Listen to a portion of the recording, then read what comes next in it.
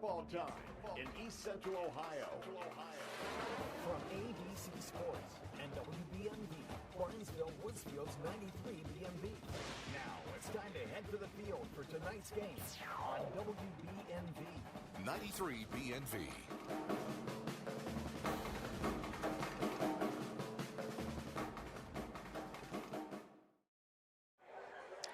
Good evening, everyone, and welcome to Barnesville Stadium as we kick off the 2025 high school football season. Tonight, the Barnesville Shamrocks hosting a very formidable foe in the Fort Frye Cadets. I'm Mark Brown with Jeff Stevens. And Jeff, both these teams, especially Barnesville, coming off very good regular seasons last year. Barnesville now 36 wins in a row during the regular season. And Fort Frye, after losing pretty badly to Barnesville last year, they went on and had a good season. And both teams, I think, expecting to, be competitive again this year.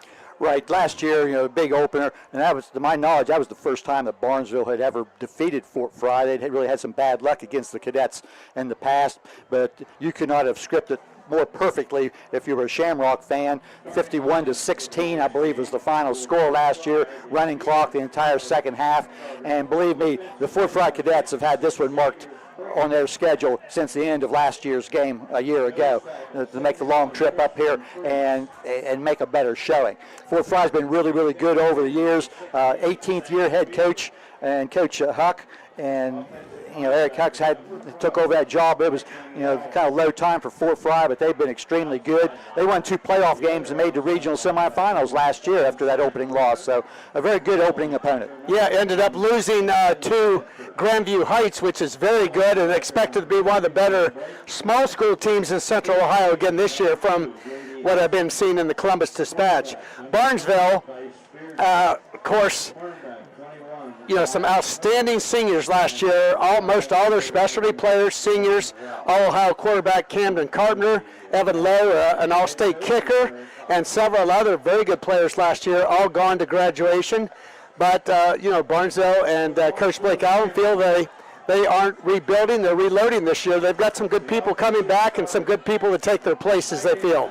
In a lot of cases, you have underclassmen a year ago, whether they were juniors or sophomores, and they just didn't get an opportunity because they had somebody ahead of them that were better. They've been waiting their turn, so we'll see if some of those young men can step in for the Shamrocks. And the same thing with the Fort Frye Cadets. They reload every year too and have some kids waiting their turn. The Cadets will run the ball to set up the run, and it'll be interesting to see how the Shamrocks attack things offensively. Yeah, of course, this year a brand new quarterback for Barnesville, Cole Francis. He's a junior, and he did start last year on defense as a defensive back and got in with Barnesville having so many blowouts last year and going in the running clock. He did play quite a bit at quarterback last year, although he didn't throw it a lot just because they don't want to throw when you're ahead by 30-some points, if possible. But, I know the young man from track. He's a good track athlete, and I think, he's got some speed and probably might be a better runner than last year. So we'll see how that goes, if that changes much on the Barnesville offense. Also, they do have the running back, the starting running back from last year, Trey Tulliver. He has been starting since he was a freshman, had 800 yards as a freshman, well over 1,000 yards last year as a sophomore, and he will be the feature running back for the Shamrocks tonight. Yeah, so then you look for Fort Frye to come up there. They're really strong defensively at their linebacking positions, and for them to try to take away the run. The Cadets, we can look for them to run a lot. Their number 1 runner will be Tice Beardsley. He'll wear number 4, along with Keenan Bradford, who'll wear number 10. They return a quarterback, and Grady Hessen. So a lot of experience on that Fort Frye. Before we get any farther, Mark, let me just for the first time tonight go through our sponsors, and we want to thank them for being with us on all of our Barnesville football games this year. Cedar Ridge Behavioral Health Solutions, Abel's Electric Heating and AC, Barnesville Hospital, WVU Med, Allwell Behavioral Health Services, Patrons Buckeye Mutual Insurance, Doane Ford, Bicon Services, West 40 Auto Sales, and Village Hardware and Rental. And also this year, our pregame, we're going to stay with you live for the national anthem. That will be sponsored by Southeastern Ohio Credit Union. All of our in-game kickoffs sponsored by Valentine Insurance. first downs, Bicon Services. All of our touchdowns, Kemp Insurance Agency. Our scoreboard updates throughout the night through Surgeon Construction. And our instant replays that our YRP TV people will see by High Street Seneca. And at the end of the game, Mark and I will choose a Barnesville Player of the Game, sponsored by Dairy Queen. And a reminder, we are on the radio tonight, live WBNV here in Barnesville, 93.5 FM. And also, if you've got YouTube TV or Facebook, we are on YRP TV. YRP as in Your Radio Place TV.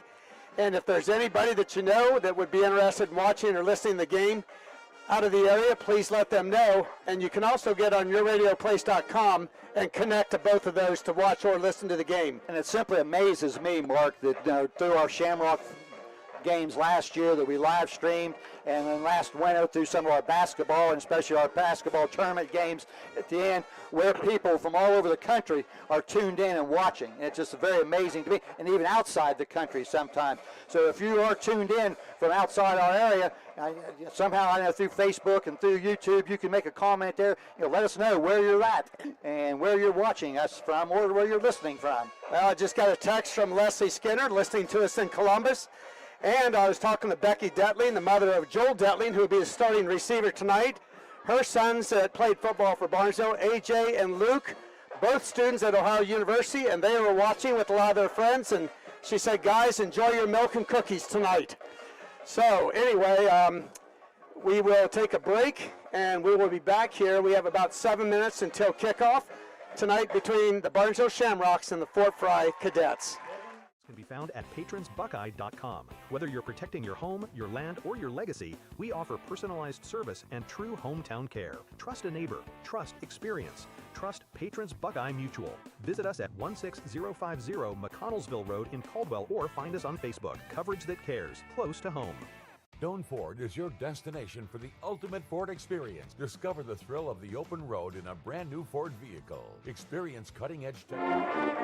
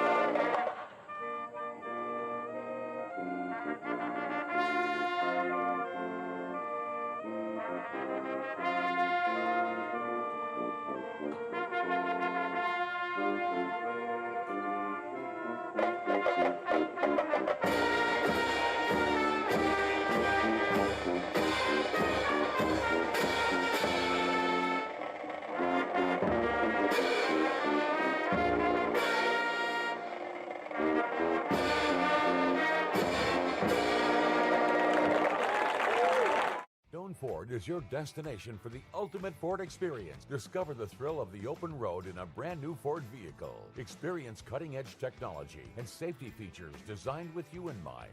Whether it's the versatile Ford Escape SUV, the powerful Ford F-150, or the stylish Ford Bronco, you'll drive away with confidence, knowing you've made the right choice. Quality, service, and trust. That's the Doan Ford experience.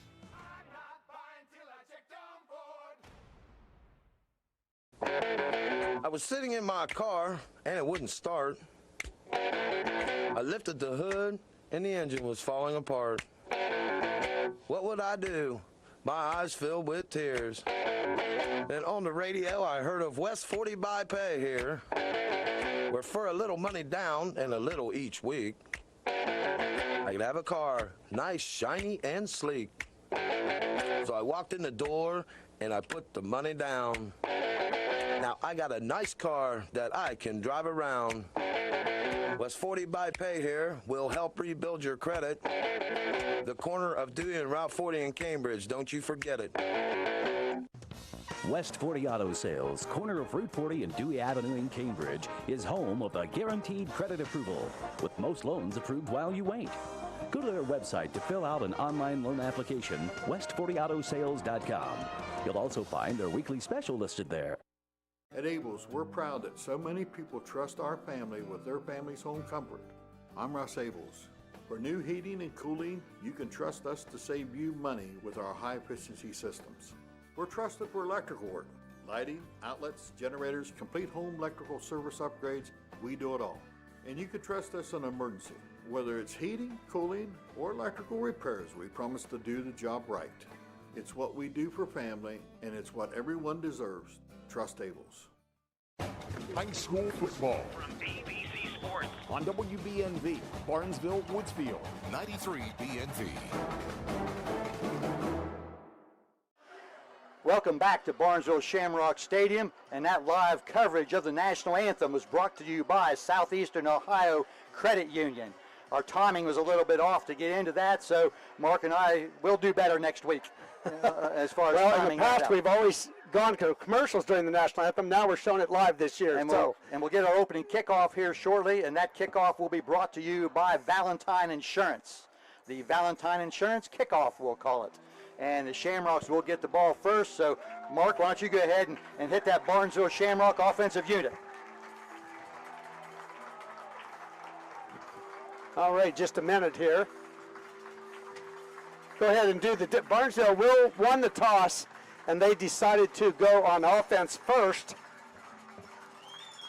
And the starters tonight for the Shamrocks on the line. The center will be Christian Hannes. He's a junior.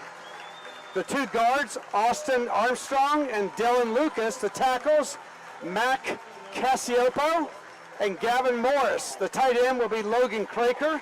The quarterback, Cole Francis.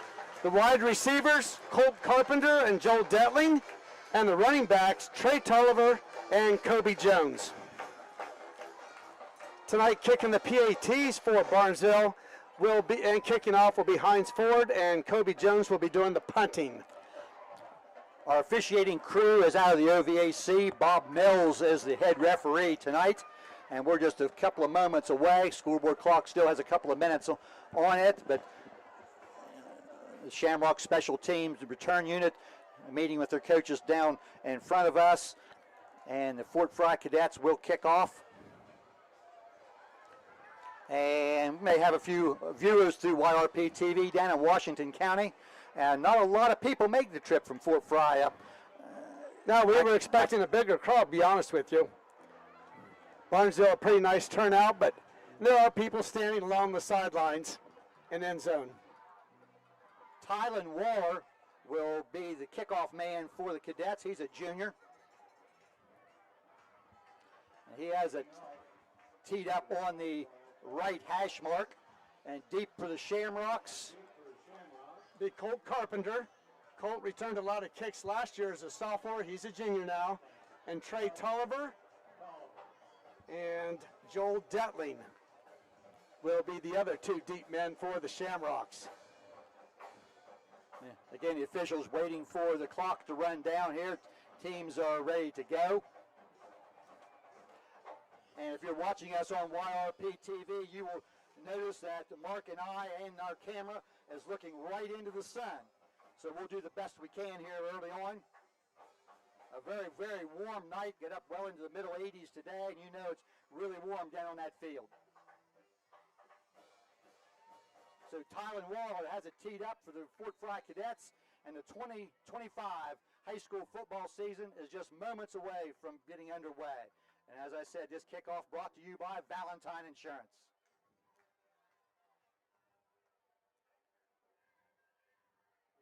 All right, line drive right to Tulliver. Tulliver juking, he gets up, he gets past, he breaks the tackle, and he gets going. He's on the 40 up to the 50, and he'll be driven out right about the Fort Frye 45-yard line.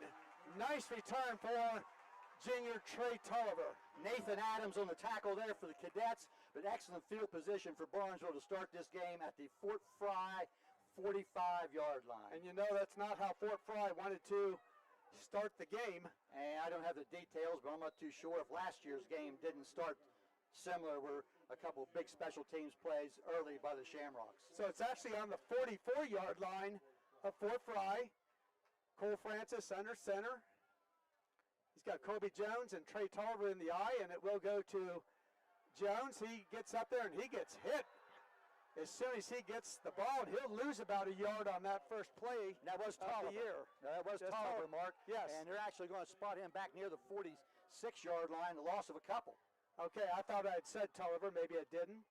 And that was Trey at the tailback. But a good job there by the front Fort Frye group and their linebackers. Bradford is one of those linebackers in there, along with Sam Bricker and Blake Wheeler, and that is the strength of the cadet defense. Francis, a quick out pass to Detling, and he breaks a tackle, and he's going to get the first down. And I want to make sure I got that right. It's hard for us to see in this sun. That was Colt Carpenter, my bad. And that's about a 21-yard pickup down to the 26-yard line.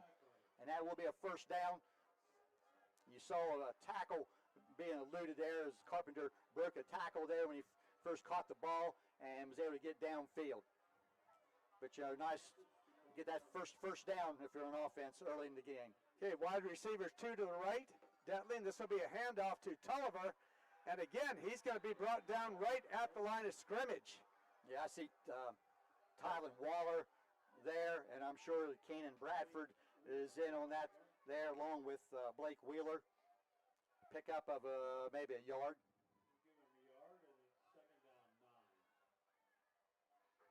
But as I said earlier, I really look for Fort Frye to play tight up at the line, and they're going to make the first-year quarterback, Cole Francis, show that he can throw the ball. And he's 1 for 1 so far, so we'll see what happens on 2nd and 9. Yeah, Francis has a good arm. Of course, new receivers this year. This will be a pitch to Tolliver. He'll cut it in, and he finds a little gap through there, and he'll pick up about 7 yards on that play. I think they'll put him down about the 19-yard line.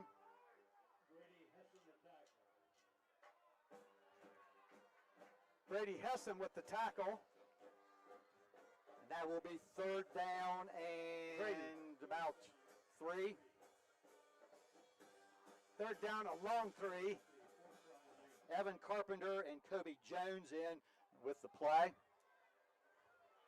A little confusion there, and looks like Barnesville's going to have to spend an early timeout, and they do so. 9:28 remaining first quarter. We have no score. We'll be right back. WVU Medicine Barnesville Hospital provides a variety of inpatient and outpatient care close to home. Experience top-tier healthcare and cutting-edge technology, and a place where you are more than just a patient, your family. State-of-the-art facilities and a dedicated team of doctors and nurses are committed to providing exceptional care tailored to your needs. All of the skilled professionals use the latest technology to ensure you receive the best care possible. WVU Medicine Barnesville Hospital would like to wish good luck to the Barnesville Shamrocks.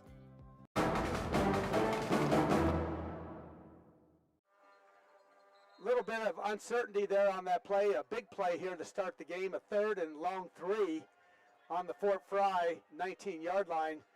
So the coach is calling a timeout to make sure they got that set up, trying to get the first down here.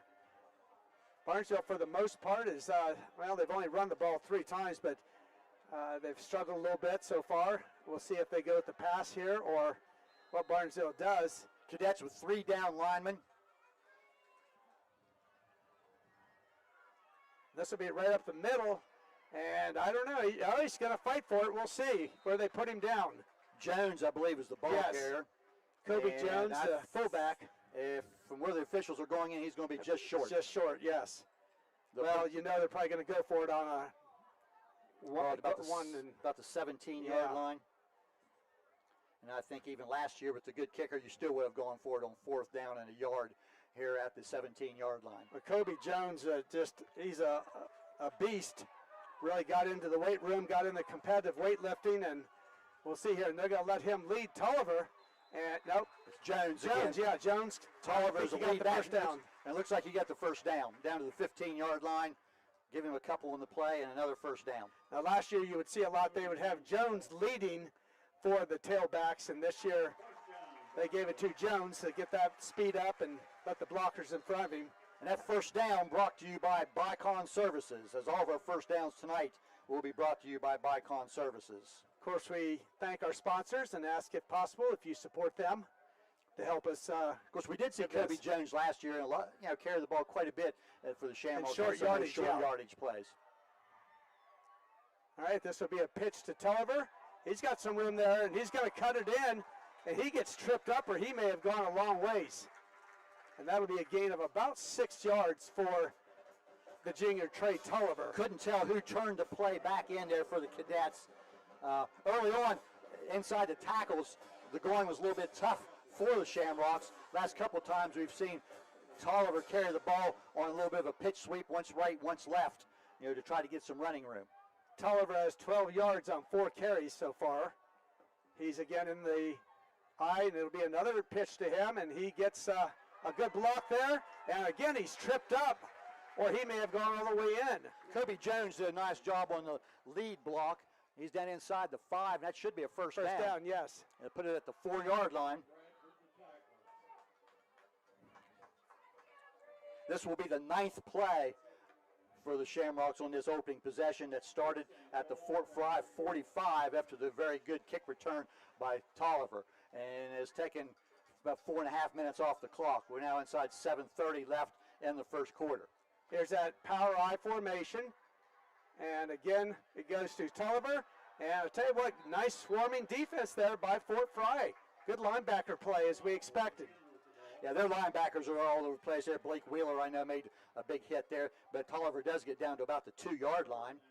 So he'll pick up 2, and that'll bring now a 2nd and goal on the 2-yard line. A very nice opening possession by the Shamrocks. I believe all but one play has been on the ground. Correct, one passing play, and that was it. Again, Tulliver's the tailback in the power I. And it's a power, not sure. No signal. I believe he's short. Yep, just by about a foot. And looking to see, that is Jones, Kobe Jones on the carry. They'll put him down just short of the goal line, inside the 1.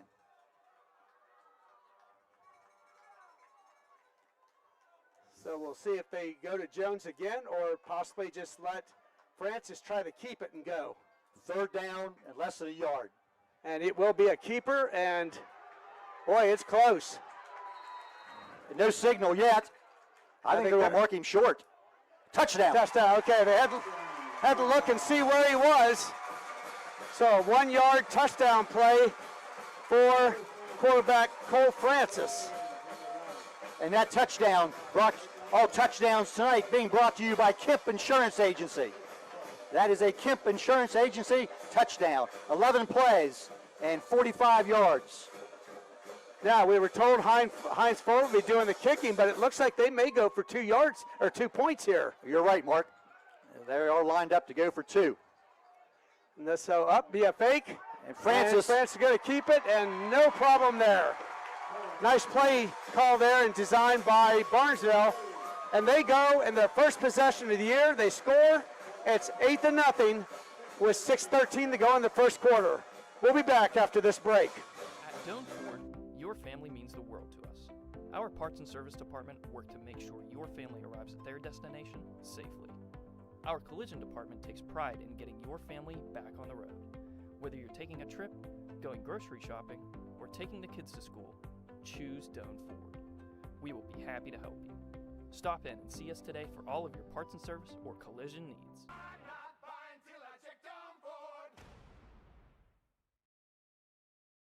It's that time of year again. Football season is upon us. Hey, Mark Kelly here with Bicon Services, wishing all our local teams a great and successful year. As your premier commercial building contractor, Bicon Services is ready to tackle everything from small facility renovations to large industrial expansions. We're here to handle all your commercial and industrial needs under one roof. So while you're out there scoring the winning touchdown, let us work on making your next commercial project a success. Bicon Services, building the future one project at a time. Valentine Insurance kickoff as the Shamrocks go at 8-0. Heinz Ford will tee it up, and it looks like he's going to be the man to kick off this year for the Shamrocks. Of course, it's been Evan Lowe for the last 3 or 4 years. He graduated. Heinz Ford taking that job over. There's the high kick. It's short. It's going to hit the ground and roll, and still loose on the ground, and finally be covered there by a cadet, but a nice bounce there put it where nobody was, and it got Hinesford got a nice bounce. It went about 15 more yards after hitting the ground. Adric Wynn got on that ball there as it rolled down about the, see where they put it there, at the 15-yard line. All right, and the Barnesville defense, we'll go through the linemen real quickly, will be Caden Berry, Kobe Jones, Gavin Morris, and Christian Hannes. We'll get the others here in a minute. Cadet quarterback is Grady Hessen. He's in the shotgun, no backs. Motion. There's the handoff to the man around. Breaking tackles, that is probably Beardsley, yes. Number 4, Beardsley. The senior, 1,200 yards last year for Tice Beardsley. He gets out to about the 18-yard line. And he was brought down there by Logan Craker, one of the linebackers. The linebackers for Barnesville, Cole Carpenter, Hines Ford, Logan Craker, Trey Tolliver. The defensive backs, Cole Francis, Jack Anderson, and Joel Detling. Single back in the backfield now, Hessen up under center. Man in motion and whistle. And we have our first flag of the day, and it'll be a false start, I believe, on the Cadets. Yes, it is.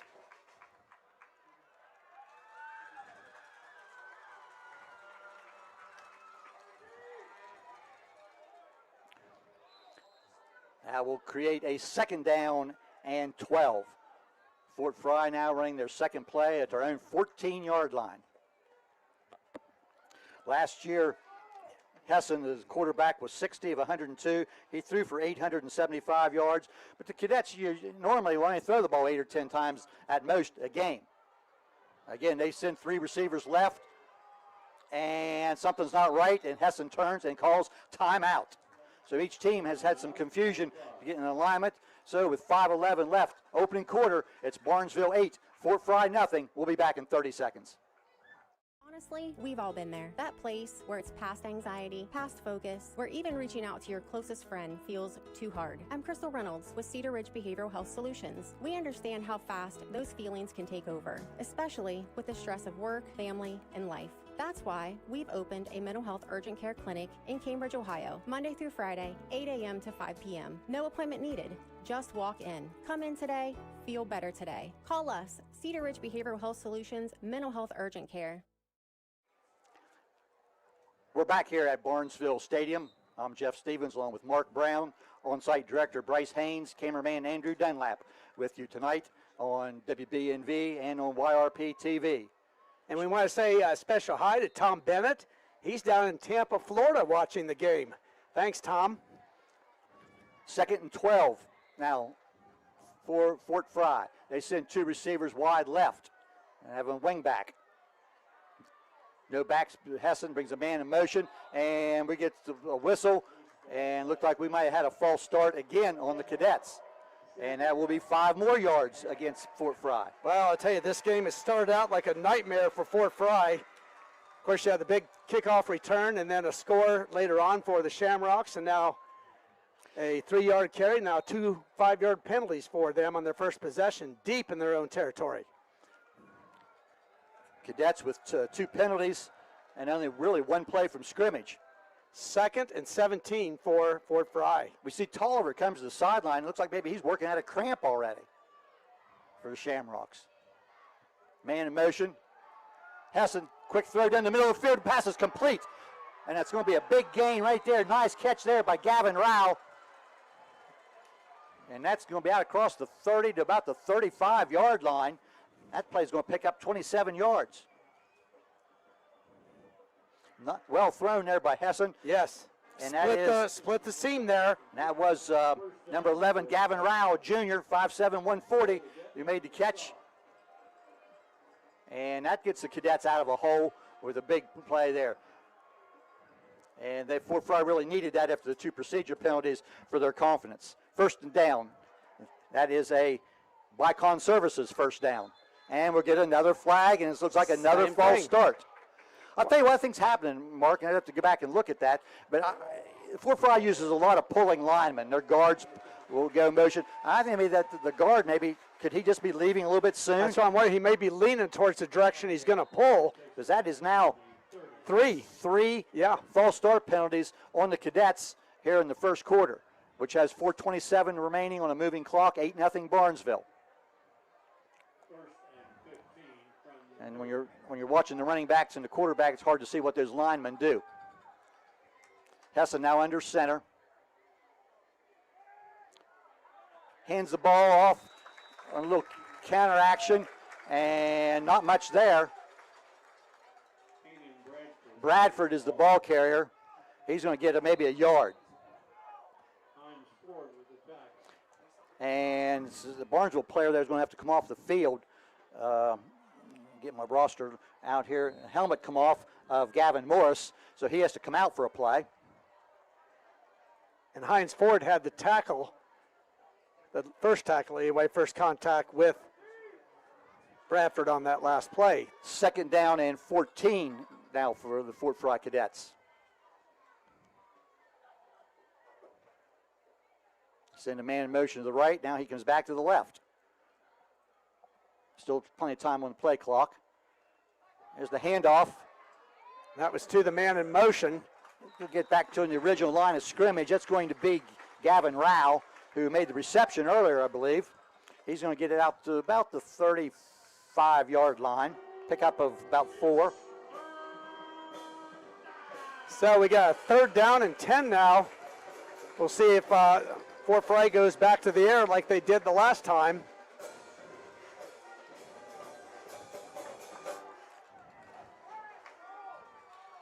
Shamrocks will play off the receivers, give them plenty of room here on 3rd and 10. Hessen rolls. Quick screen, try a little bubble screen type action there. The ball's going to be incomplete. That was intended for Nathan Adams, incomplete. And that will bring up 4th down and our first punt of the 2025 season. And for the Cadets. Well, I'll check on that. It looked like, we have trouble reading some of these numbers for Barnesville. A lot of them have their jerseys pulled up.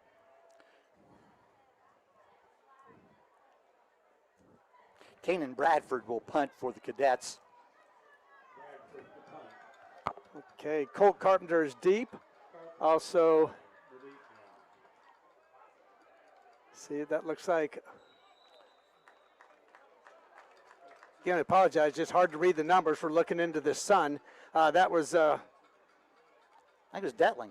Yeah, Joel Detling, okay. But the kick, not a real good kick, goes out of bounds over about the 35-yard line. Only about a 30-yard punt. And that's where Barnesville will now take over for their second possession at their own 35-yard line. Shamrocks leading 8-0. Their second possession. Cole Francis, the first-year quarterback, junior for Barnesville, brings the play in. Jones at fullback. And it's going to be a pass play, and he's going deep here. Let's see if he can get him. It's close. Just off the fingertips there. It might be Evan Carpenter. I think so, yeah. That's another one's got the jersey pulled up. It's an 8 or, yeah, Evan Carpenter. Could tell if it's an 8 or a 6. The ball just off his hands. That was a nice throw. It was right just there, just a couple inches off. I know we commented at different times last year, Mark. Several of these players, they want to look cool and roll that jersey up on that, but it makes the numbers really hard to see. Yeah, especially for an 8 or a 6 and a 9. They're all very close when they're pulled up. And for me, especially when you've got old eyes like I do. All right, this will be a pitch to Tulliver. Nope, this isn't Tulliver. Let's see, breaks the tackle. And he's going to go a long way. And this is a touchdown for Barnesville. Kobe Jones. Kobe Jones. And no flags down. That will be a 65-yard touchdown run for Kobe Jones. And that was just a simple sweep to the right. He got some good blocking out there from his linemen and his receivers, Detling and Carpenter. And he went all the way. Shamrocks will line it up and go for 2 again. And a 65-yard run. A nice job, got outside, broke a tackle, and was gone.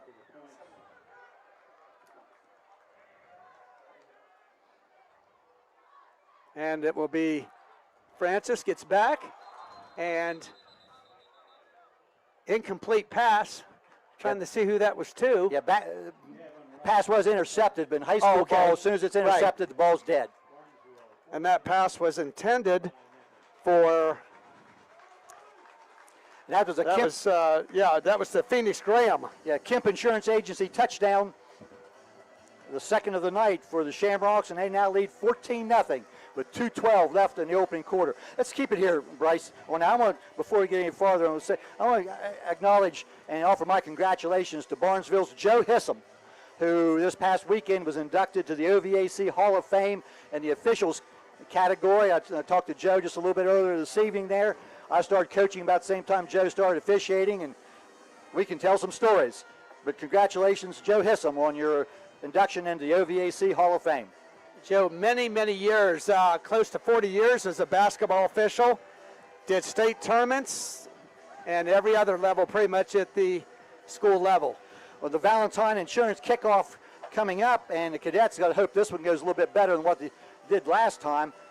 Looks like Beardsley and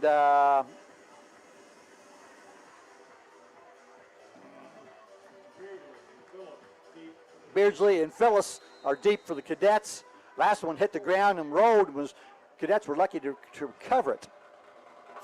All right, this will be a little bit further, a little higher. This should be returned. About the 15-yard line. It is Phyllis.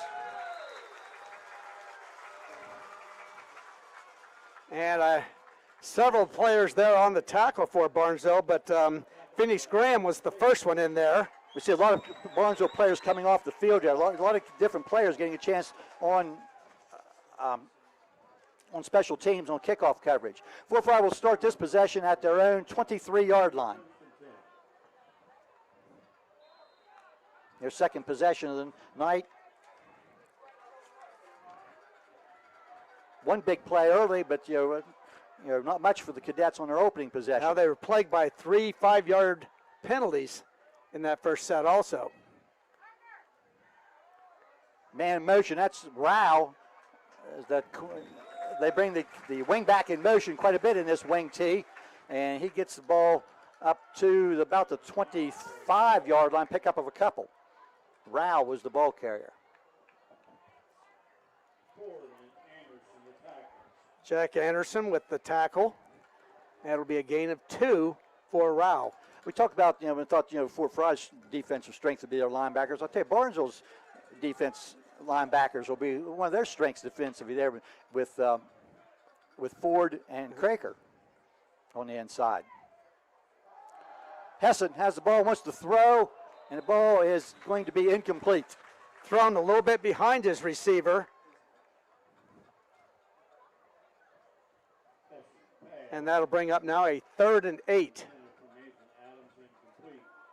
Intended for Adams. Nate Adams. 3rd down and 8. Cadets just not able to generate a lot offensively. As you said, they were hurt in their opening possession by 3 illegal procedure penalties. Now at 3rd down, 8. 1:22 left, opening quarter. Again, man in motion. Hessen drops, wants to throw. Has time, long downfield. The ball's going to be overthrown. A dive for the defensive man there. Tried to get the ball incomplete. That looks like Jack Anderson was the closest defender, but the ball was well overthrown. Now we'll bring up 4th down and our second Fort Frye punt of this opening quarter. All right, we want to thank Tom and Kathy Atkins. They're watching down Hickory, North Carolina, where their son, former police chief there, I believe. Bradford gets this kick away. It's not a bad kick. It's going to send the Shamrocks back deep about the 35 and pretty good coverage. And that will be Joel Detling with the return. And like you said, good coverage. And down there, Joel, not much room to maneuver. Again, an early score here tonight. And a scoreboard update brought to you by Surgeon Construction. Liberty Union has scored first against Monroe Central tonight out at Liberty Union, 6-0 in favor of Liberty Union. That is early.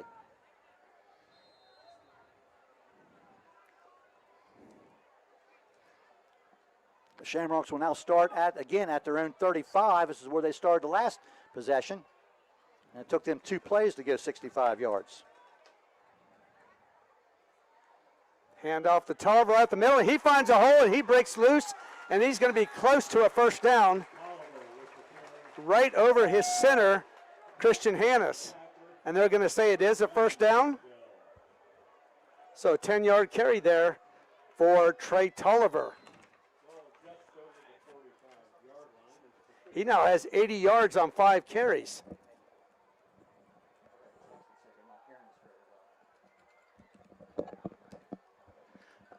Check that, 80 yards. And we've got a stoppage of play. We've got a Shamrock that is being attended to out in the field right now. It looks like Tolliver, and they're looking at his calf. He might be having some cramping problems. We saw Tolliver, or I saw Tolliver come to the side earlier there. It looked like, you know, what appeared to be a cramp. You hope it's not a pulled muscle in the calf muscle area here in the early going. Well, they're rubbing both of them, so most likely a cramp. If you've ever seen Trey Tolliver, he's got some very muscular legs. And that's the kind of heat get him, yeah. This kind of heat today, and down on the artificial surface here at Shamrock Stadium, it's going to be even warmer. And you think, well, first quarter, the kids should be in shape. Well, you go down there and play on both sides of the ball in the first place and see how you are.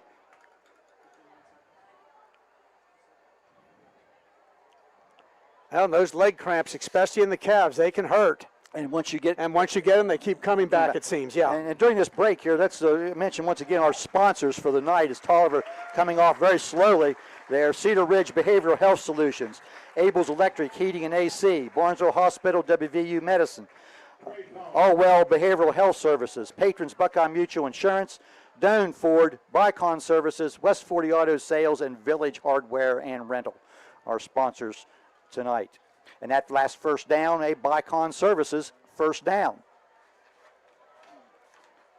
It's going to take me a while to get the hang of some of that, Mark. A lot of new sponsors this year. We appreciate it. All right, this will be a pitch. And this is going to be, and this is Hines Ford, his first carry of the game. And he's going to have about a 14-yard gain on that. That is a Bicon Services first down. And Hines replacing the cramped up Trey Tolliver. And a nice run there by Hines. Like you said, 14 yards for a first down. It is now on the 39-yard line. Hines Ford's been mostly a defensive player and a very good defensive player in the first couple years. This is Hines again. And not quite as much this time. He'll get back to the line of scrimmage, and that'll be about it. I think it's going to be Kobe Jones. We're going to keep our 9 and our 8 separate here. Okay. And like I said, can't tell from up here. Sorry.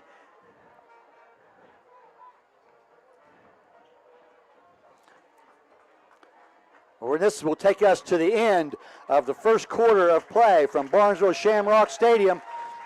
All Shamrocks 14-0 over the Fort Frye Cadets. We'll be right back. If you're having any problems with your heating system, you want someone who will be there right away to help. This is Russ Abels. At Abels, we provide emergency service for any brand of heating cooling system 24 hours a day, 7 days a week. Call us. We promise to get you up and running quickly and professionally.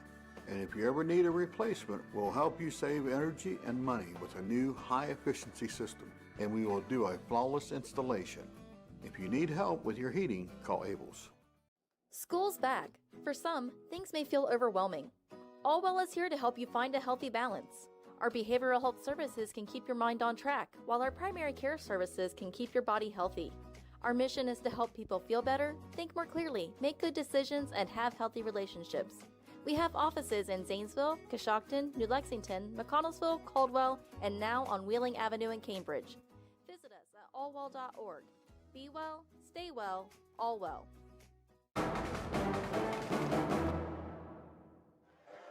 And back here at Barnesville Shamrock Stadium, ready to start period number 2, 14-0 Barnesville.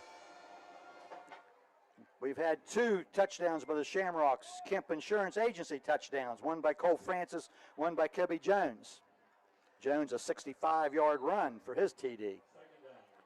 Barnesville's opponent next week, Meadowbrook, they lost last night to Tri-Valley 48-28.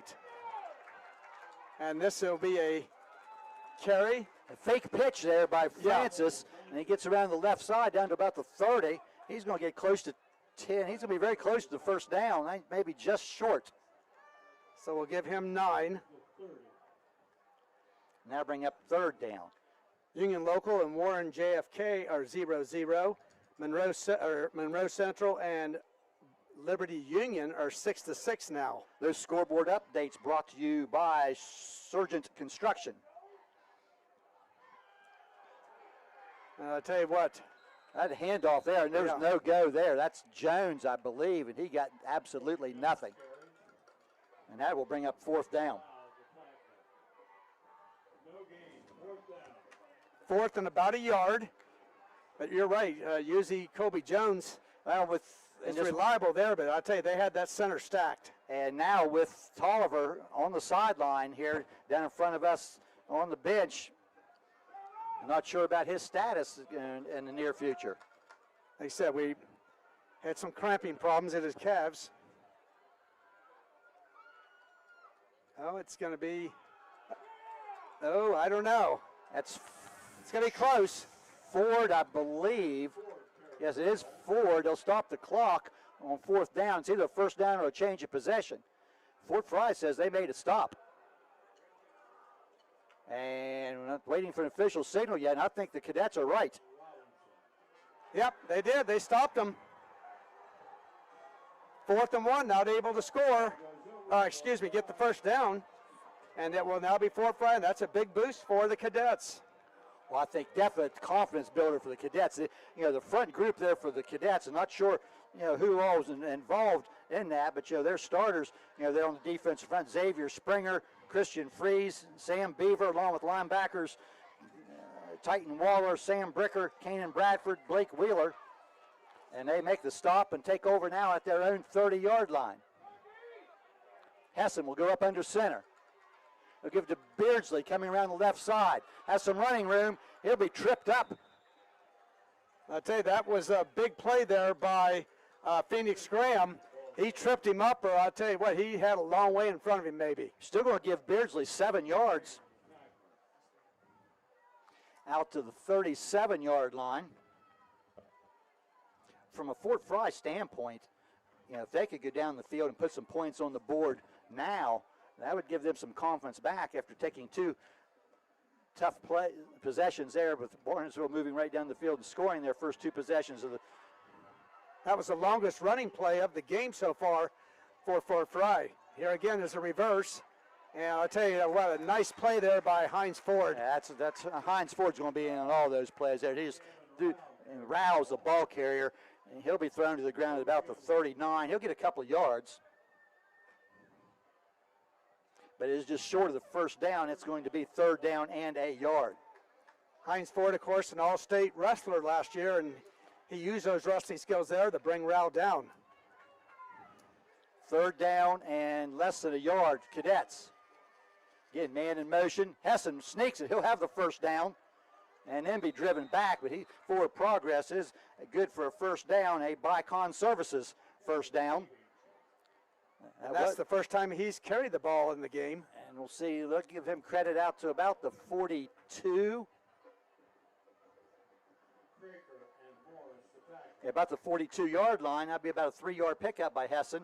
And out is a Bicon Services first down. And Kobe Jones at the bottom of the pile on that. Again, Fort Frye, everybody tight. Wing back right, wing back left. Man in motion is Beardsley. And that is Beardsley has the ball.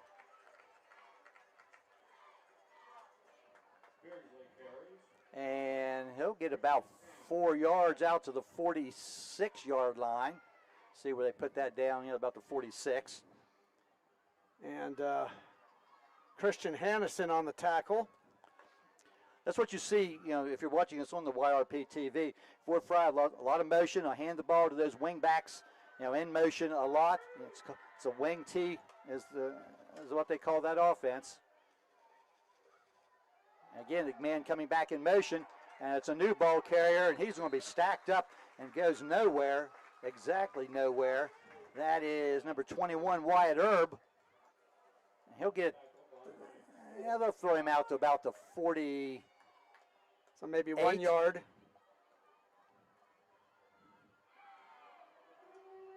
But again, there's a man in motion coming from the side there, but Wyatt Erb is just a sophomore. Fort Frye side of the field has filled in and stands a little bit better now than what it was earlier. Beardsley in motion. He gets the ball off the left side. He's going to be very close to a first down. And they say, yes, it is a first down, a Bicon Services first down for Beardsley out to the Shamrock territory to the 48-yard line. First down, Fort Frye.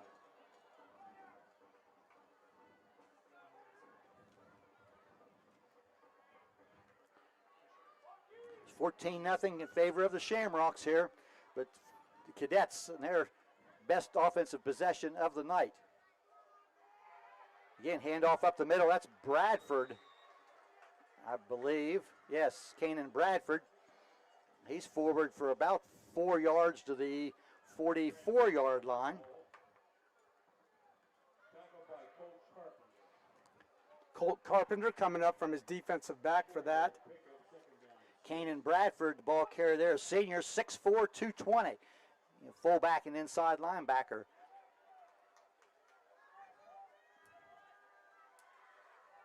And again, the ball there is Beardsley coming back to the left on that counter action. Not much that time.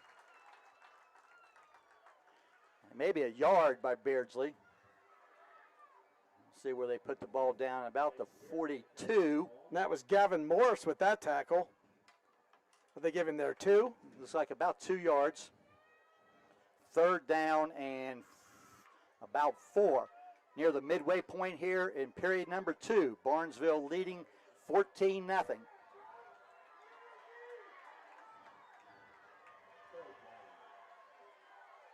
Again, man in motion.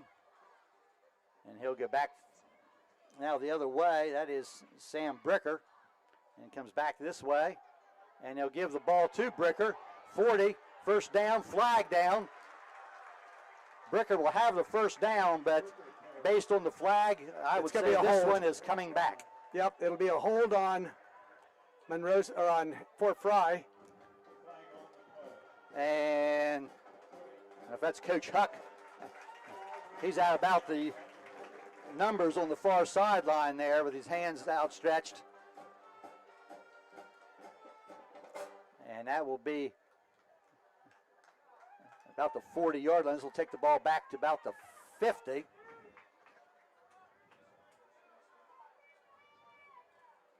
So put the ball right at the 50-yard line. It will be the down over, which now is going to create about a 3rd and 12.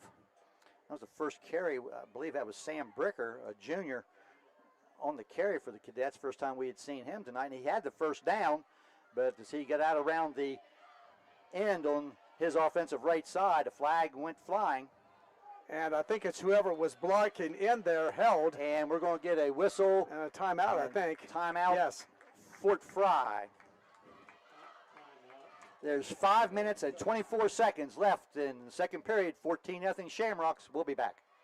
At Village Hardware and Rental in Barnesville, we've got everything you need for homeowner, contractor, and commercial jobs. From trusted Milwaukee tools and everyday hardware to pro-grade Valspar paint, trusted color you can count on. Plus, we offer paint mixing, key cutting, special orders, and commercial services too. And now, introducing our officially open firearms and ammo department. Fully stocked, trusted, and convenient. Whether you're working, improving, or protecting, Village Hardware and Rental is your one-stop shop. Drop by at 265 South Chestnut Street, Barnesville. Village Hardware and Rental. We make it easy to build the world around you.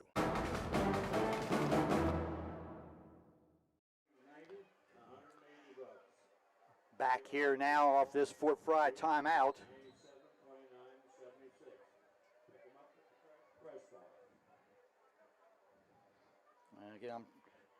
Again, we are in a situation now. Fort Frye just had a timeout. After the holding penalty that would have given them a first down, they are now in a situation of 3rd and 12, the ball right on the 50-yard line.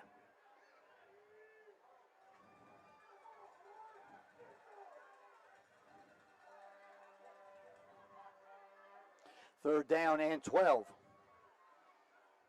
Defensive backs deep. Hessen rolls, quick out, pass is complete, and tackle there. Cole Francis made the play on the far side, and couldn't see who caught that on the other side of the field.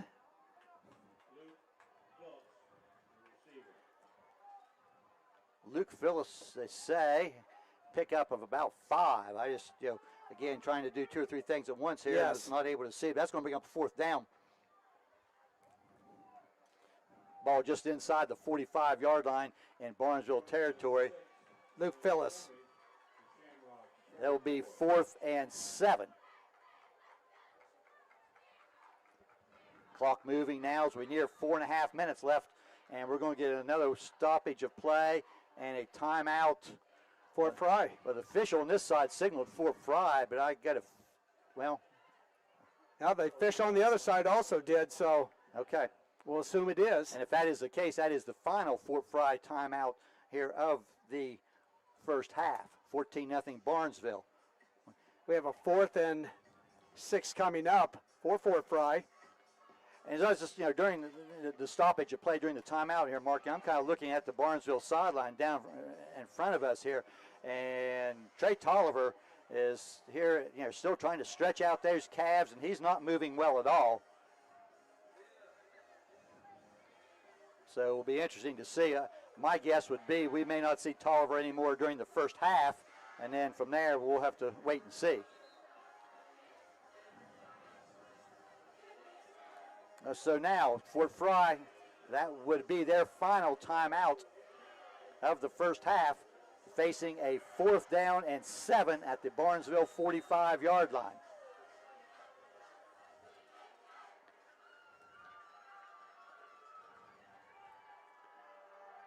Hessen with a single back, Bradford to his left. Hessen now drops back, and he have a quick kick, and that may have been deflected. That's going to hit about the 30. I think he just shanked it. Could be wrong. But that is going to be a punt, and that's only going to go down to about the 30-yard line, only about a 15-yard punt. As the Cadets shifted. And then he went deep and got that and just punted it, and it looked like he shanked it off the side, but there could have been deflection, not sure. But regardless, Barnesville will take over 1st and 10 on their own 30-yard line. In that situation, Fort Frye, you're hoping to, to get the ball down the field with nobody back, that the ball would roll down inside the 20, maybe down inside the 10, but that didn't happen. Shamrocks now with 2 timeouts left to take over at their own 30-yard line. They look to the side, getting a signal there for the play. All right, a slower developing running play there. And that was Kobe Jones. He's now at the tailback with Tolliver out. And that'll be a gain of about 2 yards for Kobe Jones. His last 3 carries before that, he's not able to get past the line of scrimmage. So give credit to the linebackers and defensive linemen for Fort Frye. 2nd down and 8 for the Shamrocks. Inside 4 minutes left in the first half.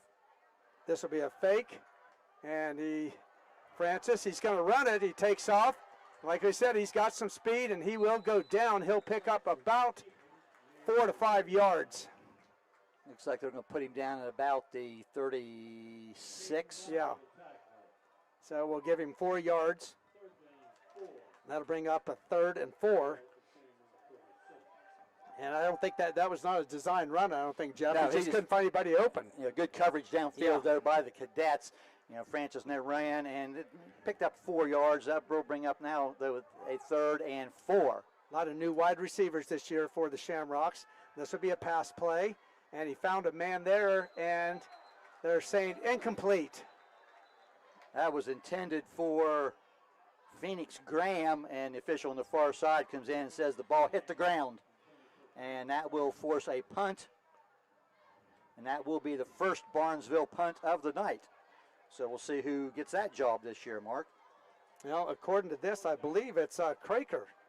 The paperwork we got here from Barnesville, am I right? I've got Kobe Jones. I've got a sheet that says Kobe Jones. Right. And we'll look and see. Yep, It will be Kobe Jones. 2 men deep for the Cadets. And we'll get a Barnesville timeout. Hessen, one of the deep men on that. We'll go ahead and take a break at 3:07 left, first half, 14-0 Barnesville. For 129 years, Patrons Buckeye Mutual Insurance has proudly provided coverage for homes, farms, and families across Ohio. Our commitment to reliable, affordable insurance is something you can count on. Agents who write for us can be found at patronsbuckeye.com. Whether you're protecting your home, your land, or your legacy, we offer personalized service and true hometown care. Trust a neighbor. Trust experience. Trust Patrons Buckeye Mutual. Visit us at 16050 McConnellsville Road in Caldwell or find us on Facebook. Coverage that cares. Close to home. Back here at Barnesville Shamrock Stadium, 14-0 Shamrocks. Barnesville punting for the first time in the game. Kobe Jones, a new punter this year. And right before he's getting ready to punt, Barnesville called the timeout. It's a 4th and 4, the ball on the Barnesville 36-yard line. Grady Hessen is deep along with Tice Beardsley for the Cadets. They're back about the 30-yard line, and Jones is going to run it. And they got a good block out there, and he got the first down. And more. Good play call there. 36 is where they started. A well-spent timeout by the Shamrocks. They'll put the ball down at the 44-yard line. So a 20-yard gain there, yes. 20 yards, and that will not be a punt. Now I have to erase. Well, I didn't see, and I apologize. Somebody on the right side there for Barnesville got a very good block to cut the man there and give Jones the lane to get to the outside. Kind of a chancy move there. You're at your own 36-yard line, and if you don't get that first down, and this is but the momentum for Barnesville. An out pass there to Colt Carpenter, and he was hit right away. Nice tackle there. No gain. By Grady Hessen. Quarterback on offense, defense, and we didn't mention earlier there, Grady Hessen and Kanan Bradford of the Cadets were key members of the Beverly Legion baseball team under Todd Engel that won the Ohio State Legion Championship and played in the regionals out of Illinois. All right, we're going to go deep here, and he's got a man wide open. And that, I believe, is Colt Carpenter.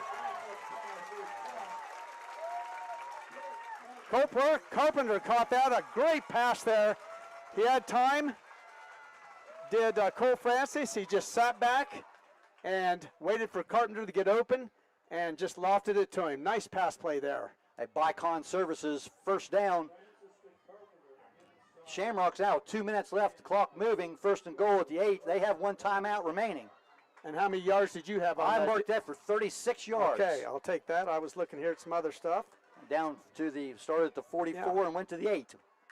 So I hope my math is good. There's a play, and that is Heinz Ford, and he will go 8 yards for the touchdown. That is a Kemp Insurance Agency touchdown. And he had a nice hole there provided by his interior lineman, and that would be Christian Hannes, Armston Armstrong, and Dylan Lucas. Good job, guys. So Heinz Ford goes 8 yards for that score. It's now 20-0, 1:46 to go in the first half. And let's see here. Shamrocks lining Still up to going go for 2. Yep. And Cole Francis, he's looking.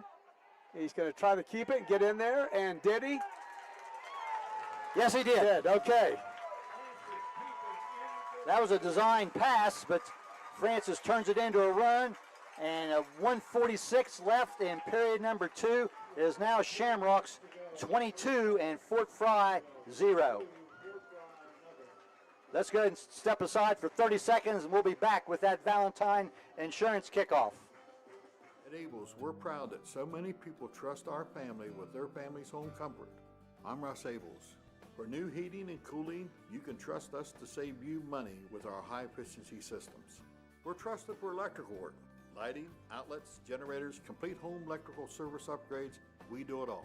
And you can trust us in an emergency. Whether it's heating, cooling, or electrical repairs, we promise to do the job right.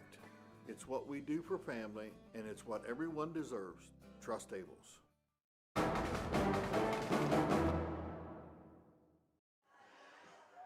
22-0 Shamrocks with 1:46 left in the first half. A Valentine Insurance kickoff coming up now after that Kemp Insurance Agency touchdown by Hines Ford from 8 yards out. Cole Francis turned a broken play into a 2-point conversion to make it 22-0.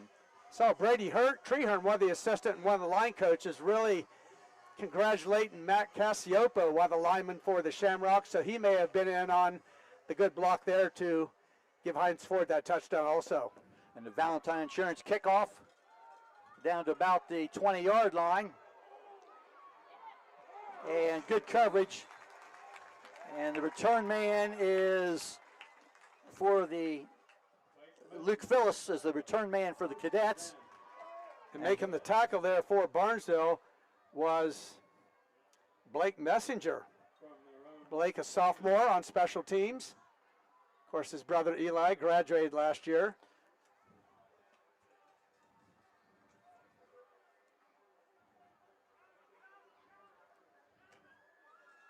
So, 1st and 10. And I think if you're Fort Frye now with no timeouts, 1:39 left, you're already down 22-0. Cadets are going to get the ball to start the third quarter. But I think, I'm not Coach Huck. He's had success over 18 years, but I think I'm pretty cautious here and run out the clock and go into the locker room and try to regroup. Now Hessen's going to roll out. He wants to throw, and pass will be incomplete as it's well short of his intended receiver of Phyllis.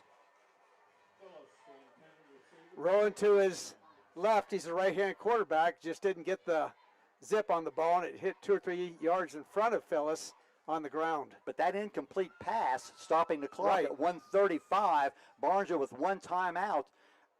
If they can make 2 stops here on the ground, they can use that timeout and get the ball back and maybe have a couple of plays, at least a shot at a play downfield. We'll see how the Cadets handle this now at 22-0 Barnesville. 2nd and 10 from their own 29. Hessen once again wants to throw. Under pressure, and he's going down. And he is sacked, and that is Phoenix Graham. Been saying his name a lot tonight. That's back at the 22-yard line. That's going to be a loss of about 7 yards. And the clock will continue to run now, 3rd and 16. And if this is a running play by the Cadets, I would guess that the Shamrocks would consider using that final timeout. I kind of thought they might try to let the clock, maybe they will here, let the clock run out a little bit. Now the clock running down now. We're now just inside 1 minute. The clock is moving. And there is a Hessen, a quick pass out to Phyllis, and he's swarmed, and that's a loss on the play. And Barnesville will, in fact, spend that final timeout. Phyllis was the receiver. Pass is complete. And it's actually going to lose 2 yards on that play. Evan Carpenter on that tackle, and also one of the defensive linemen there. That was Dylan Lucas. Barnesville spending that last timeout with 48 seconds left. And this 4th and long, the Cadets and Bradford will look to kick the ball away. Shamrocks might try to put some pressure on here and even go for a block.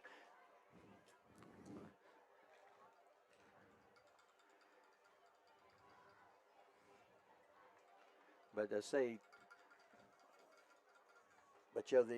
first incomplete pass by the Cadets really dictated that whole possession, enabled Barnesville to use that timeout. They'll send 2 men deep, which would be Joel Detling and Colt Carpenter. That's nice of Coach Allen to put number 1 and number 2 back there. They're easy to find on the roster. Bradford in punt formation, Kanan Bradford for the Cadets from their own 20-yard line.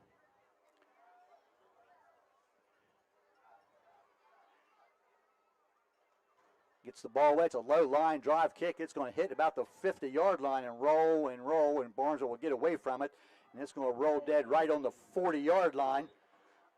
So Barnesville will have a 1st and 10 on their own 40, 38 seconds. No timeouts. That's about a 40-yard kick.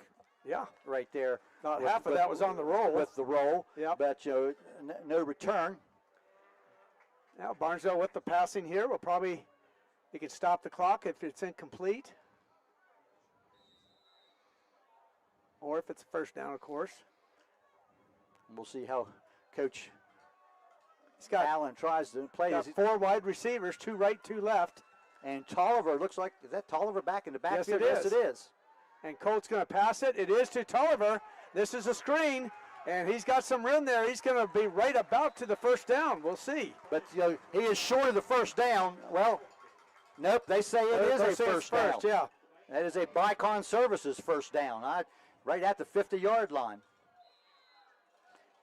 And Francis will spike the ball. So he spikes it for make it 2nd down, stopping the clock with 24 seconds. Oh, Trey Tolliver snuck back on the field on us there. Phoenix Graham bringing in the play for the Shamrocks. He may have snuck back on the field, and Fort Frye didn't realize it either as he made the catch and turned that into a 10-yard positive play out to the 50-yard line. 24 seconds left. And if I didn't mention it, that was a Vicon Services 1st down. All right, Francis gets the pitch. He's back. He's looking.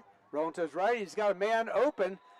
Cole Carpenter, but it was blocked there by one of the defensive linemen. Somebody up front there for the Cadets. I'm not sure who. I think it was 66, if I catch that right. And that was Xavier Springer. That could very well be. And that will bring up 3rd and 10 with 18 seconds left before halftime. Barnesville leading 22-0. Of course, the Shamrocks, if they could find a way to get into the end zone with a 2-point conversion there, or with their next score, if Fort Frye hasn't scored, could turn this into a running clock very early in the 3rd quarter. Okay, Francis takes the pitch. He's deep. He's waiting. He's got plenty of time. Look at those linemen giving him time to block. Great job. And there is a flag. This will probably be a and Francis hold. Just threw the ball out of bounds, but that took a lot of time, down to 6.6 seconds on the clock, but it is a holding call against the Shamrocks. And that is the first penalty of the game on Barnesville.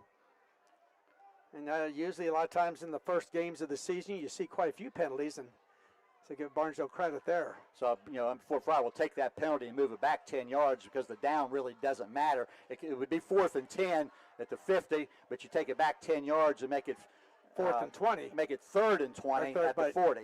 With only 6 seconds to go. So probably just drop back here and try to go deep. Yeah, 6 seconds left. This gives a chance here to see just how strong an arm that Cole Francis has.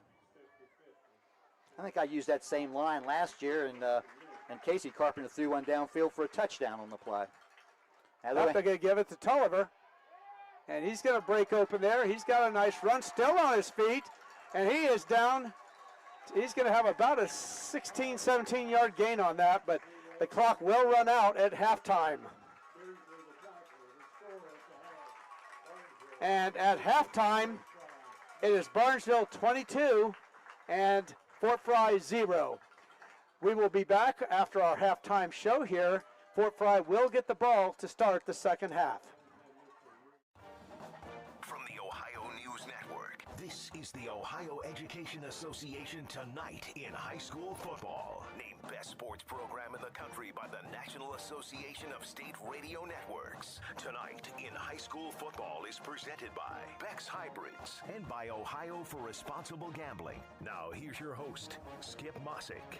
And hi again, everyone. Welcome to Tonight in High School Football's halftime reports. And while the season kicks off this weekend, a new format awaits for the playoffs in 10 short weeks. We'll discuss that and more with Doug Ute, Commissioner of the Ohio High School Athletic Association.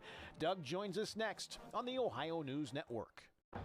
Friday night under the lights reminds us teamwork, dedication, and community start in our schools. I'm Ohio Education Association President Jeff Wenson, and on behalf of the OEA's 120,000 members, we are proud to sponsor tonight's game and even prouder to support our public schools. Whether it's touchdowns or textbooks, success starts with a strong foundation. From the classroom to the end zone, we believe in every student's potential because in Ohio, public education matters. Every day, farmers rise before the sun and put everything they have into a job so few can do.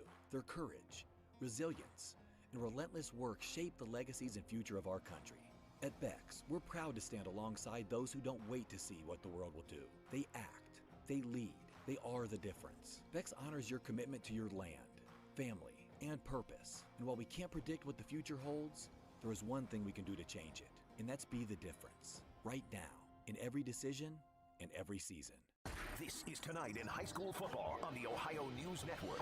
Once again, here's Skip Mossick. We are presented by Beck's Hybrids at Beck's. They are and will remain farmers at heart. And welcome back, everyone. Halftime of your game. We are joined for a few minutes this evening by Doug Ute, Commissioner of the Ohio High School Athletic Association. And Doug, as the season kicks off this weekend, changes to the postseason format for football this year. I can really see both sides of this, but the bottom line is this is what your member schools wanted, reducing from 16 teams per region to 12. What are the pros in doing this, and I guess are there any cons? Yeah, certainly. If you look back when prior to COVID, that's the format we were going to, was 12 teams. COVID hit, everybody got in, and we heard a lot from our membership. Boy, we never get a chance to do that. That was awesome. And so we just eliminated that bye week for the 4 top teams and said, let's go 16. The pros of that, what people would say is are more competitive games. Although I think you're going to see, some similar scores, because we keep an eye on those scores. And our coaches have done a good job across Ohio in the 16-team format when a 1 plays a 16 or whatever, 2 and a 15, that they keep that score manageable. Those games go on week 3 and 4 and 1 and 2 as well, throughout the year, the same teams. But the cons to that are a Milan Edison 3 years ago, a 16 seed beating a league rival Bellevue, a 1 seed. And those kids are going to be talking about that at their 40th year reunion. Or routinely we have 3 15s win, and the 14s and 13s certainly win as well. And so that's the cons of that, is that we're taking opportunities away from kids. And I've always thought, you give up kids opportunities and watch out, see what they can do. And so, we're an association of opportunity, and we felt that we had no choice but to go back to this and see, but we'll continue to monitor the 16, 12, or whatever. Out of our 28 sports, Skip, this is the only sport, football is the only sport where not everybody gets in. Right. And so, I had a conversation with the director in Minnesota recently about all their teams get in, but they only play an 8-game schedule.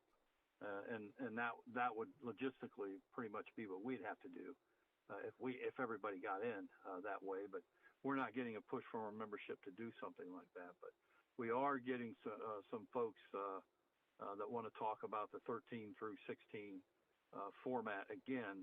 And so we'll continue to talk about it. Well, Doug, also new to this year's postseason is the high seed will now host the first 3 rounds as opposed to 2 prior. I mean, this should at least eliminate some of the massive task of trying to find, enough neutral sites to put in bids to host, and then your own administration putting that jigsaw puzzle together.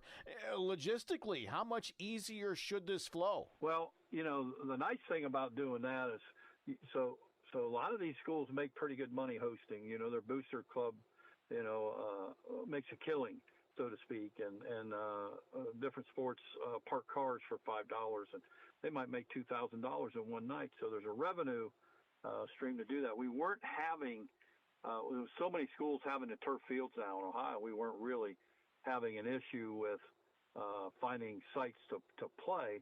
It's just that we thought we would give our schools that one extra week of hosting, so that because if you're and I'll just throw this. Let's say I'm at Lakota West. I'm used to hosting 2 rounds, and more than likely now I might have a bye week, and so I only get to host one, and so we stuck that extra week in there for mainly that reason, so our member schools could have that opportunity. But the next part of that is, there are times when in some regions that we do struggle to find a site because you start getting into Thanksgiving and late fall, people winterize their facilities and those type of things. And so this should work out pretty well.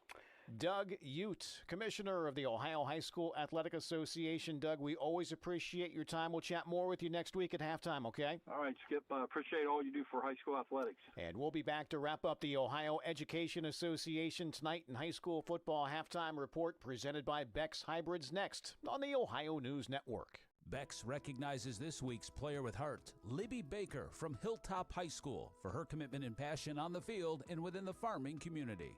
I really like the team aspect of basketball. You have to work together to be able to win, essentially, unlike some other sports. And my teammates is really what I love about it. We all have such a great connection. Libby is active in sports and also in the community, particularly through FFA. I volunteer at the beef stand, milkshake stand, Barnyard Friends. I also go to the Ohio State Fair and work their beef stand. We do that about every summer. It's like 6 hours. It's a lot of fun. You get to meet a lot of new people. But what's most important to her is agriculture. It's what truly our country is built off of, is what agriculture does. It feeds us. It provides all of the opportunities for farmers and consumers. So it's kind of like been my whole life. At Beck's, we are and will remain farmers at heart. This is ONN. Our thanks again to Ohio High School Athletic Association Commissioner Doug Ute for joining us tonight. Enjoy the second half of your ball game. I'm Skip Mossick on the Ohio News Network. This has been the Ohio Education Association Tonight in High School Football, presented by Beck's Hybrids and by Ohio for Responsible Gambling from the Ohio News Network. I was sitting in my car, and it wouldn't start. I lifted the hood, and the engine was falling apart. What would I do? My eyes filled with tears. Then on the radio, I heard of West 40 by Pay here, where for a little money down and a little each week, I could have a car, nice, shiny, and sleek. So I walked in the door, and I put the money down. Now I got a nice car that I can drive around. West 40 by Pay here will help rebuild your credit. The corner of Dewey and Route 40 in Cambridge, don't you forget it. West 40 Auto Sales, corner of Route 40 and Dewey Avenue in Cambridge, is home of the guaranteed credit approval, with most loans approved while you wait. Go to their website to fill out an online loan application, west40autosales.com. You'll also find their weekly special listed there. Get back to school ready with amazing savings at Dutro Ford Lincoln Nissan. Browse Dutro's great selection of new vehicles at its downtown Zanesville location or shop online 24/7 at dutrosauto.com. Back to school savings going on now at Dutro Ford Lincoln Nissan. If Old Spice Deep Sea Super Hydration Body Wash were music, what would it sound like? Start with the deep sounds of Old Spice's ocean waves and kelp. Layer on the smooth, renewing moisture. You wouldn't hear any parabens or phthalates because Old Spice Deep Sea hasn't got any. But you would hear that vitamin B3 for healthier looking skin. So while your regular body wash sounds like this, Old Spice sounds like this. Sounds like it smells amazing. Did you know you can get your prescriptions for less at your local pharmacy?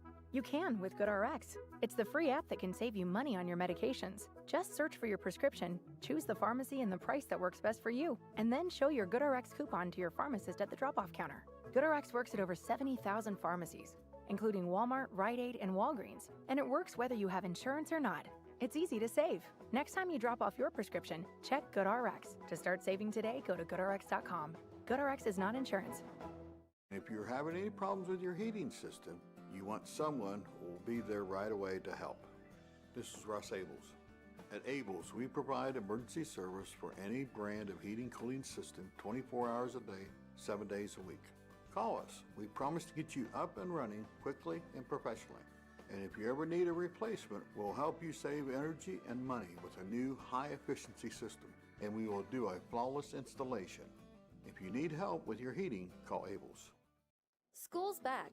For some, things may feel overwhelming. All Well is here to help you find a healthy balance.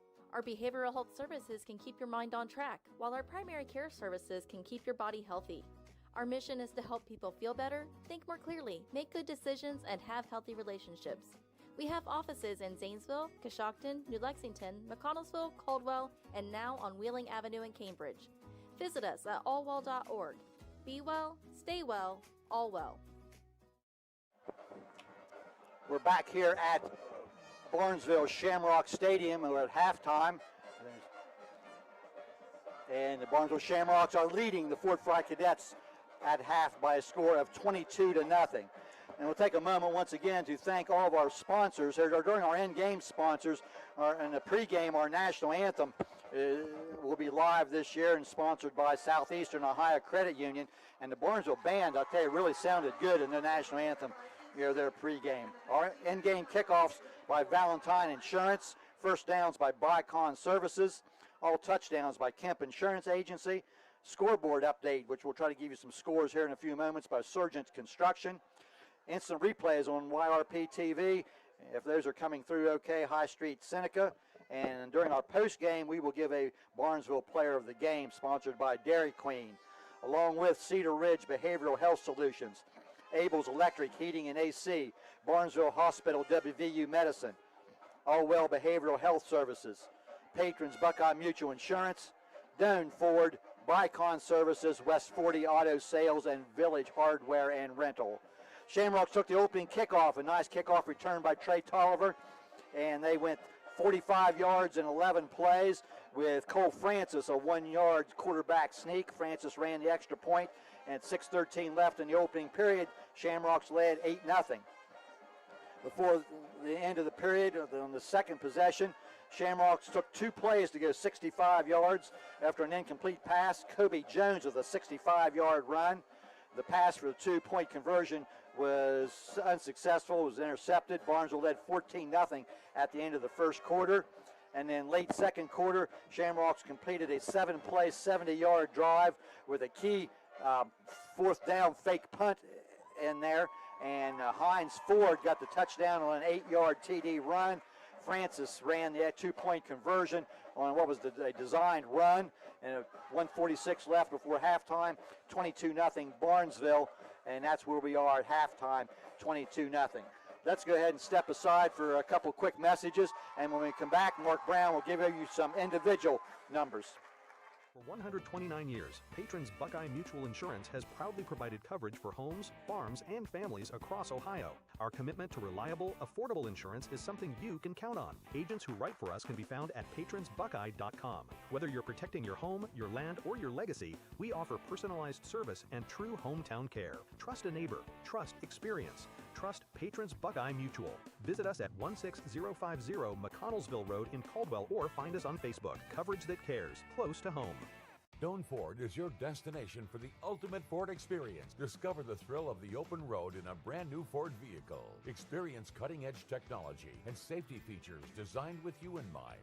Whether it's the versatile Ford Escape SUV, the powerful Ford F-150, or the stylish Ford Bronco, you'll drive away with confidence, knowing you've made the right choice. Quality, service, and trust. That's the Doane Ford experience.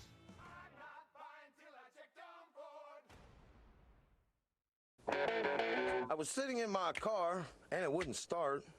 I lifted the hood, and the engine was falling apart. What would I do? My eyes filled with tears. Then on the radio, I heard of West 40 by Pay here, where for a little money down and a little each week, I could have a car, nice, shiny, and sleek. So I walked in the door, and I put the money down. Now I got a nice car that I can drive around. West 40 by Pay here will help rebuild your credit. The corner of Dewey and Route 40 in Cambridge, don't you forget it. West 40 Auto Sales, corner of Route 40 and Dewey Avenue in Cambridge, is home of the guaranteed credit approval, with most loans approved while you wait. Go to their website to fill out an online loan application, west40autosales.com. You'll also find their weekly special listed there. We are back here at Barnesville, where at halftime the Barnesville Shamrocks lead Fort Frye by a score of 22-0. And you'll see why the nothing here in just a minute as we go through the stats. Fort Frye right now has only completed one pass, and that was for no yards. Rushing the ball, Grady Hesson, the quarterback, 1 carry for 2 yards. Caden Bradford, 2 carries, 5 yards. Tice Beardsley, he's carried the ball 5 times for 20 yards. Gavin Rauch, 3 carries for 8 yards. Wyatt Earp, 1 carry for 1 yard. So add that up. Fort Frye, 36 yards rushing, no yards passing. They are 36 yards in offense. They've been penalized 4 times for 25 yards. Barnesville, much better numbers as you would expect. Cole Francis in his first start at quarterback, the junior, has thrown the ball 7 times. He's completed 4. 3 of those to classmate Colt Carpenter. He's got 3 catches for 21, 36, and 0. And Trey Tolliver, 1 catch for 10 yards. So Barnesville passing the ball 61 yards. Rushing those where Barnesville's made the difference tonight. Colby Jones, 10 carries for 102 yards, and that includes a 65-yard touchdown run earlier in the game. So 102 yards for Colby Jones. Hines Ford, 2 carries for 22 yards, including an 8-yard touchdown. Trey Tolliver, he has 7 carries for 35 yards. He was limited in the second quarter because of some calf cramps. And Cole Francis, he has carried the ball 4 times for 17 yards, including a 1-yard touchdown. So Barnesville, 176 yards rushing, 61 passing, 237 yards from the line of scrimmage. Francis has not been tackled for a sack, and Barnesville has 1 penalty, a holding penalty, for 10 yards. So very good numbers for Barnesville. A nice mix of rushing and passing tonight. They've only passed a few times, but they've been big plays and important plays when they completed those. I tried to do a rough count there, Mark. Through my numbers there, I have Barnesville running about 11 more plays from scrimmage than what Fort Frye has thus far, too. So time of possession has been a big advantage here in the first half. The Cadets will have the ball to start the third quarter, and they need some positive yardage to happen. They can't turn the ball over real quick.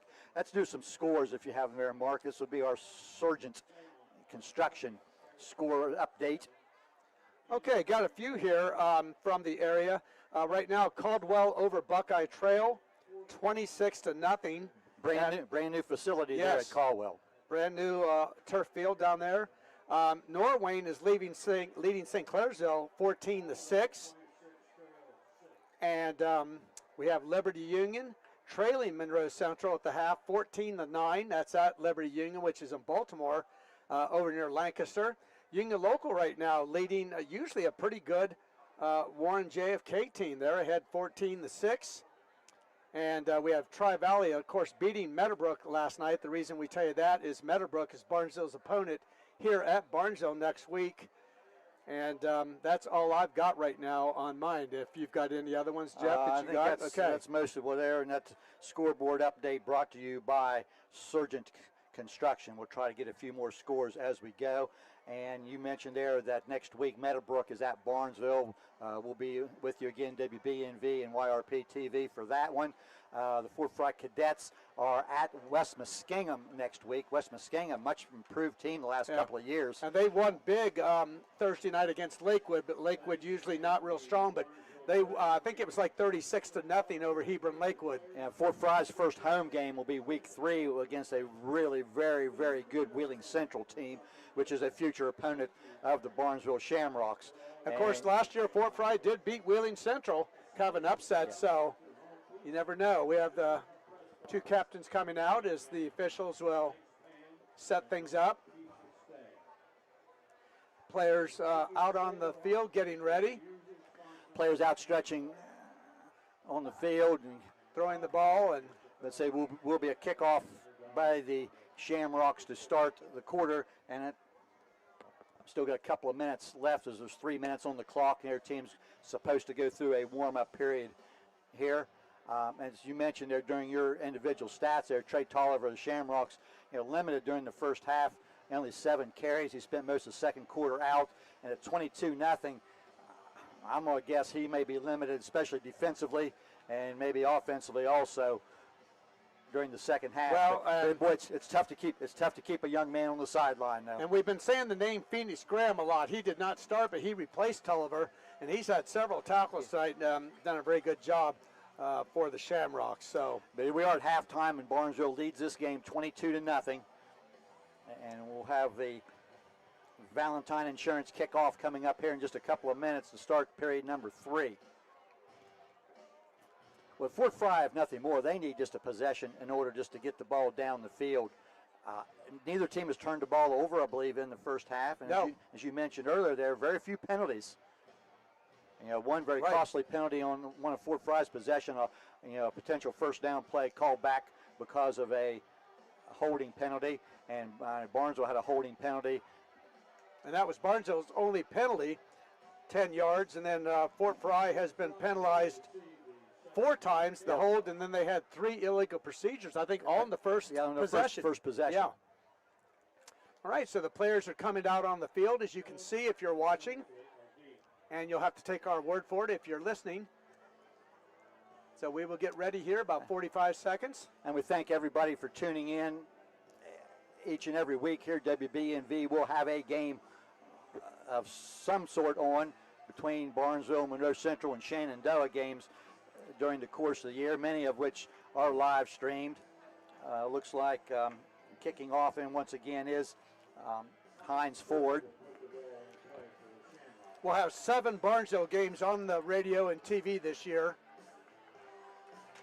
Deep for the Cadets, Sam Brecker is one of the deep men, and Tice Beardsley is the other deep man, and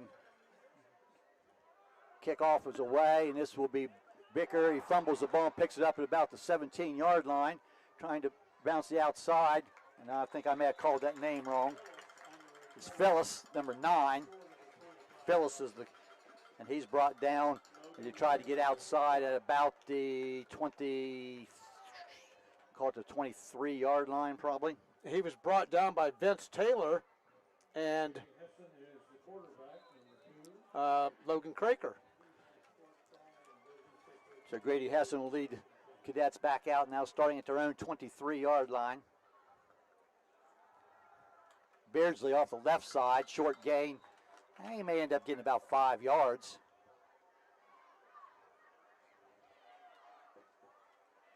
And they'll place that down at the 28-yard line. So it is Beardsley. Give him 5, as more than it looked like, wasn't it? So 5 yards for Beardsley, 2nd and 5. As I said moments ago, one thing Fort Frye really needs to do is just maintain possession and get a couple of first downs. Handoff up the middle, breaking a tackle. That is Bradford. And he's going to have a Bicon Services first down out to the 28-yard line, 5-yard pickup. Phoenix Graham on the tackle. Or excuse me, out to the 33. That was Beardsley, correct? Bradford. Bradford, okay. First down for Cadets. Again, man in motion. They'll run the sweep right side. Again, another 4 or 5 yards. And that is Sam Bricker. And the tackle there was by Phoenix Graham again. 4-yard pickup.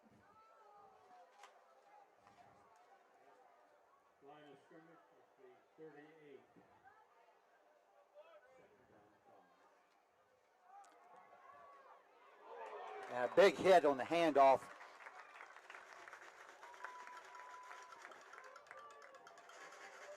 Beardsley's the ball carrier, had nowhere to go. He's going to be hit and dropped just shy of the 40-yard line. End up getting a little bit of positive yardage out to the 40.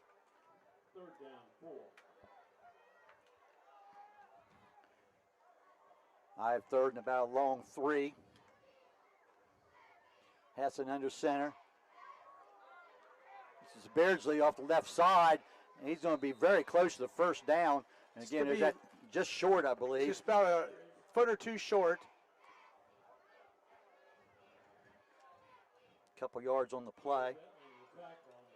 Joel Detling making the tackle, coming up from the defensive back.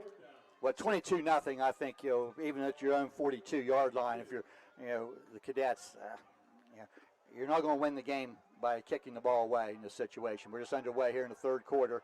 They'll line everybody up tight on this 4th and a yard.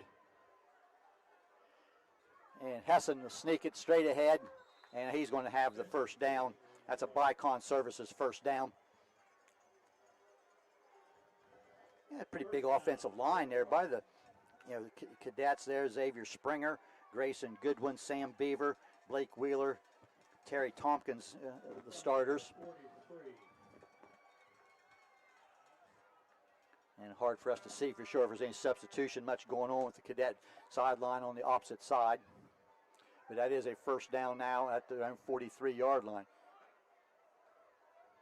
And again, a little counter back to the right, and not much. Bricker has the ball, and I think that's Hines Ford and Colt Detling on the tackle.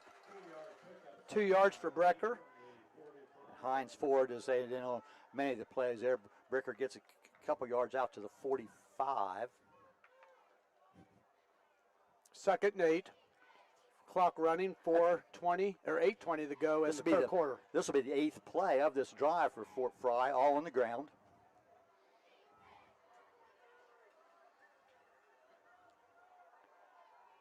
Bricker in motion. Hessen wants to throw downfield, and he's going to be brought down in the backfield and sacked. And I think that was Hines Ford, yep. And that's all the way back to about the 39-yard line. Loss of 6. Second time tonight that Hessen's been tackled for a loss or a sack. And that is 3rd down. We see an extra defensive back now, and Detling goes in, and coming out for the Caden Berry, number 72, comes out.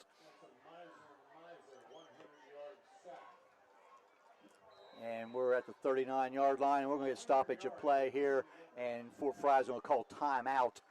It's 7:21 left here in period number 3. We'll go and stay here. 3rd down and 14. This is probably the most plays that the Cadets have run on a possession. They had one there in the second quarter. They ran about a 10-play possession, which came up short earlier, so this will be the 9th play, so they have had one possession that is just a little bit longer. But they'll spend time out now on this 3rd and 14. 22-0 Barnesville leading this game. 7:21 left, period number 3.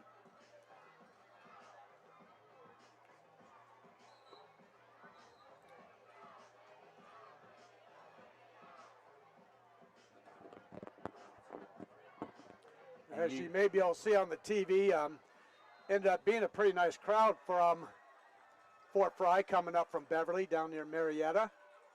And they may have got stuck in some traffic construction coming into town. Told these two teams will play again next year, but it will not be week 1. It'll be a little bit later in the season, but they will play next year. Probably that would be at Beverly. This is Hessen, low snap, and throw a screen back, and that's read and dropped. No play, no gain. That's going to be a loss on the play. Waller is the receiver, and he's going to be dropped back at the 34-yard line, loss of 5. And not sure who the man was that popped through there. Evan Carpenter. Read that screen well and dropped the receiver for a 5-yard loss. And now on 4th and 19 or so, Bradford will punt. The ball bounces twice back to him, and he does get it away. It's short, and the Shamrocks come up like they were going to fair catch, but now Wisely gets away and a roll down inside the 30 to about the 29-yard line. And that's where Barnesville will start this possession, their first possession of period number 3. Shamrocks leading 22-0.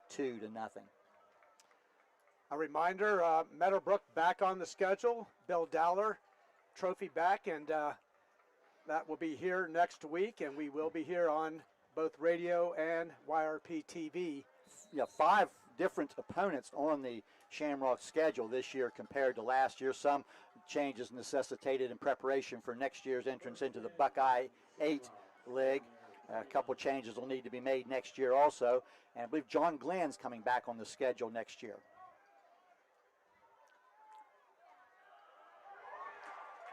Well, and we got Tolliver, and he's off to the races. This is 71 yards and a touchdown. Trey Tolliver, the junior, rushed for over 1,000 yards last year, and he's back on track as he gets a 71-yard touchdown play right over the middle. Kemp Insurance Agency touchdown. Wasn't sure how much Tolliver might play in the second half with the calf injury he was nursing there in the first half, and that score to make it 28-0, 2-point conversion coming up may dictate how much he plays or doesn't play here in the remainder of this game. Well, if you just joined us, he went out with calf cramps in the first half. And I was told, there that he has had some issues with the calf muscles here during practice, so it's not something that just happened tonight. But he looked pretty good on that 71-yard run. Shamrocks to go for 2. And it's incomplete. And a 2-point conversion there could have put us under a running clock, but that will not be the case. That pass was intended for Colt Carpenter. So it's 6 minutes, 22 seconds left in the third quarter. Shamrocks now leading 28-0. And we'll have the kickoff. But I think just my observations of the Shamrocks thus far tonight, Mark, everybody talked about Trey Tolliver coming in 1,300 yards last year and had some big games as a freshman. But we've seen some nice runs there by Kobe Jones, by Hines Ford, and we have seen Cole Francis. Maybe nothing spectacular out of Francis here in his first varsity start at quarterback, but he has managed the game extremely well and done everything that the coaches have asked him to do thus far. I'll tell you what, when he's had the pass, the offensive line, give them credit. They've done a nice job of protecting him and opening up some nice holes there. And you and I will just make a decision on a Barnesville Player of the Game sponsored by Dairy Queen at the end of the game. So several candidates have come forward here thus far, so we'll see how that works. Thank you to Dairy Queen. It's been several years since we've had a Player of the Game award. Exactly. $15, I believe, gift certificate. Here's the kickoff, and this is going to bounce to the side, and probably would have went out of bounds. I think maybe not real good choice there by Gavin Rao, as I think that ball was going to go out of bounds. As he caught it, he stepped on the sideline, and this will put the Cadets in not very good field position back at about the 17-yard line to start this possession. Yeah, that ball was definitely going out of bounds. If it goes out of bounds, they could have put the ball in play at the 35. So, and he just got caught in a spot, and you have to make that quick decision. And that's not the easiest thing to do sometimes, because if that ball doesn't go out of bounds and rolls down the field, it could have been worse for the Cadets. So now at the 17-yard line, and we get a whistle here to start this in Barnesville. Calling a timeout. Well, and a good timeout because I believe there's only 10 players on the field defensively. And you may be leading 28-0, but I don't think the Shamrocks want to play with 10 defenders. I tried to count real quick there, so. And everybody always looks to see who the guy is that comes in off the bench, and we won't say his name on the radio. I didn't see who it was anyway, so but that will be a Barnesville timeout, so somebody on the toes right there. And at this point in the game also, you look for the Shamrocks maybe to start being some subs in the game. Right. And, making sure you've got 11 on the field, not 10, not 12. Well, we see some new players in there right now. Braxton Byers coming in. And there may be some others start to sub in also, as on a warm night where cramping could become an issue by both teams. We'll look for both teams probably try to get some subs in with some meaningful time here on a Friday night. 28-0 Barnesville, 6:21 left in the third quarter. Hessen will go up under center. He'll give the ball to Beardsley around the left side. Barnesville stringing it out really well. Beardsley tries to cut back, and he may end up getting a yard as he tries to cut up field in, but the Shamrocks, and there's a whole host of green shirts there, did a really good job stringing that play out.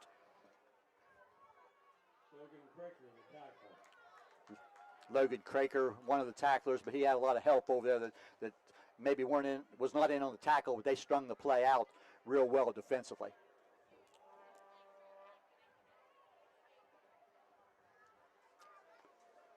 The Barnesville reserve team will play here tomorrow in Barnesville, 10 o'clock a.m.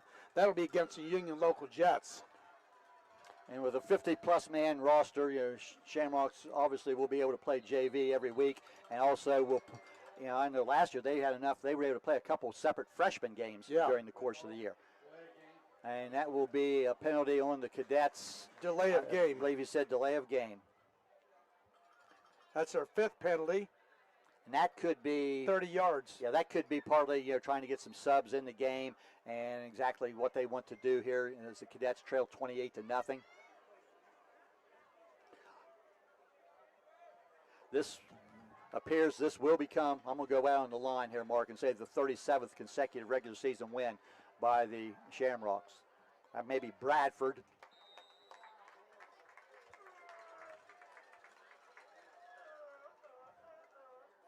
It is Bradford. He'll get out to see where they put the ball down. Right on the 15-yard line. Pickup of a couple.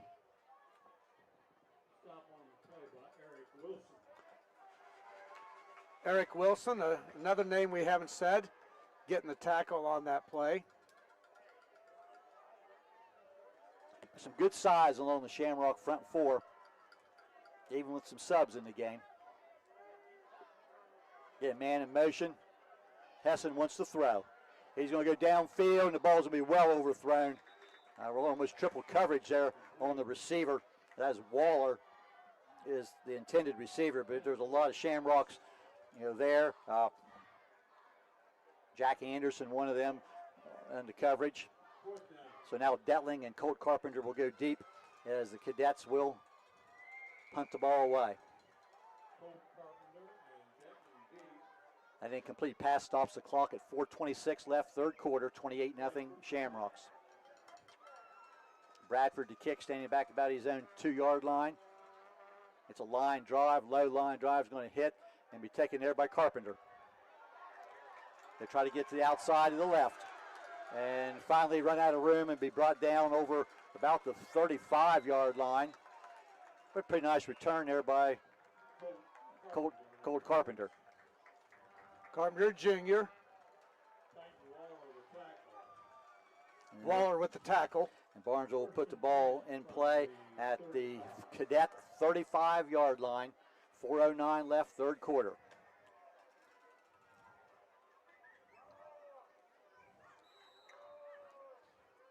We'll see who all is in the field, on the backfield now for the Cadets. Tulliver's still in there, or is that? Yes, Yeah. He's still at the tailback.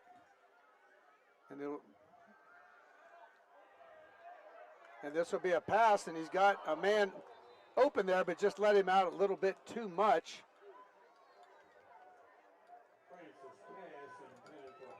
Ford was for Heinz Ford. Yeah, Ford was the intended receiver. A fake of the pitch to the right to Tolliver, and then down the middle. Ford looked like he had a step on the secondary. The ball just off the mark a little bit. Well thrown ball, nice tight spiral, just a little bit ahead of him. But that is still what your count by the eighth passing attempt by Barnesville in the game. So chance here to work on the passing game a little bit here in this third quarter. They've completed 4. This will be a handoff to Tulliver. He'll go over the right side. He'll fight, and wow, that is a quick whistle. They must have said he was down. I didn't see him go down. That was a very quick whistle. They'll put him at the 35-yard line, no gain. I think that could almost fall into the category of an inadvertent whistle. I think the officials thought he was stopped, but From where I am, I don't think he was. The coaches aren't saying anything about it, but of course they've got a big lead. Unless I missed something there, that I didn't see. Okay, this will be a pass attempt, Francis, and he's going to try to get away, and he's going to throw it. He's got a man there, and it is blocked, knocked away at the last minute. The ball had a little bit of air under it and gave the defender time to come up and knock it away. And that was to Detling. Beardsley, I believe. They said Beardsley. I couldn't see, but one of the secondary men there did a real nice job on recovery and knocked that ball away because the receiver was wide open and the defensive back was able to recover and knock the ball away. That will bring up 4th down now and 10.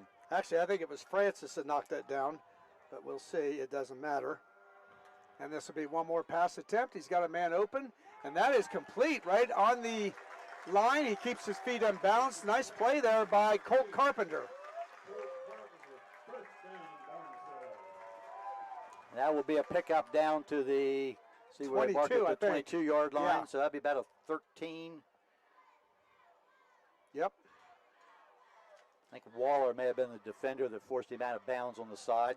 And that is the 4th catch of the game now. Yeah, they didn't go out of bounds, I guess. They was hit, and now we'll get a whistle. Shamrocks will use another timeout. I think one of the players wasn't off the field in time. No, I think that was I think they had 12 on the field and 1 trying to get off, so they spend another timeout. Again, that's early season. Let's go ahead and take a break, Mark. With 2:50 left in the 3rd quarter, Barnesville 28, Fort Frye nothing. At Abel's, we're proud that so many people trust our family with their family's home comfort. I'm Russ Abels. For new heating and cooling, you can trust us to save you money with our high-efficiency systems. We're trusted for electrical work, lighting, outlets, generators, complete home electrical service upgrades. We do it all. And you can trust us in an emergency. Whether it's heating, cooling, or electrical repairs, we promise to do the job right. It's what we do for family, and it's what everyone deserves. Trust Abels.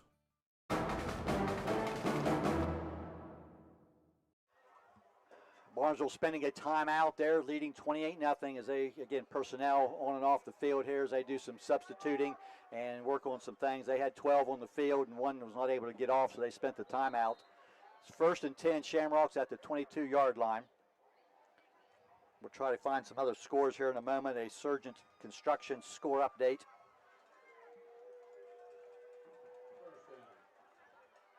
While you're looking at that, I'll look at the field then. There's a handoff and nothing going there for, that is Tolliver.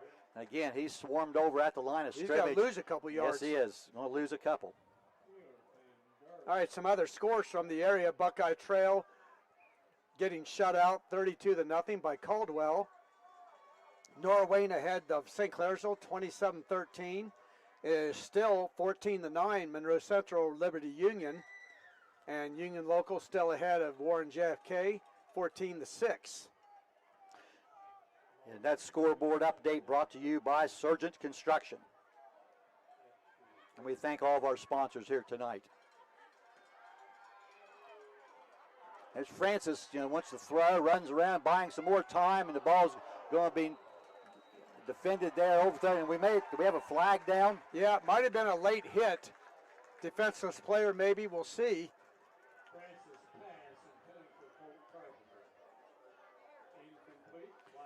Bob Mills of the OVAC and his crew. We'll see what the call will be. Mr. Mills is mic'd up, so we'll hear the call.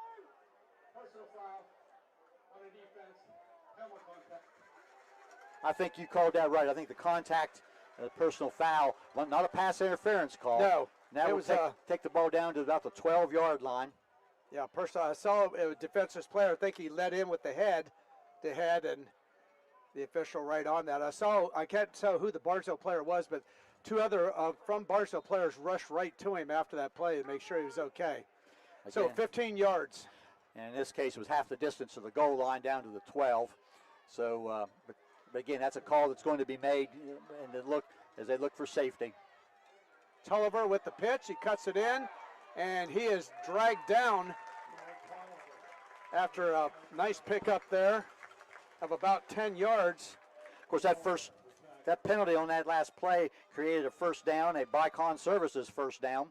Titan Waller on the... And we've got a Fort Frye man down. Tackle. All right, while they attend to this player, we'll take a timeout here and be back in a minute. WVU Medicine Barnesville Hospital provides a variety of inpatient and outpatient care close to home. Experience top-tier healthcare and cutting-edge technology and a place where you are more than just a patient, your family. State-of-the-art facilities and a dedicated team of doctors and nurses are committed to providing exceptional care tailored to your needs. All of the skilled professionals use the latest technology to ensure you receive the best care possible. WVU Medicine Barnesville Hospital would like to wish good luck to the Barnesville Shamrocks.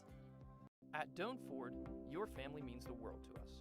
Our parts and service department work to make sure your family arrives at their destination safely.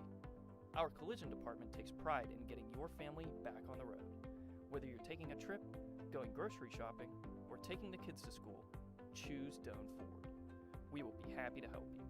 Stop in and see us today for all of your parts and service or collision needs.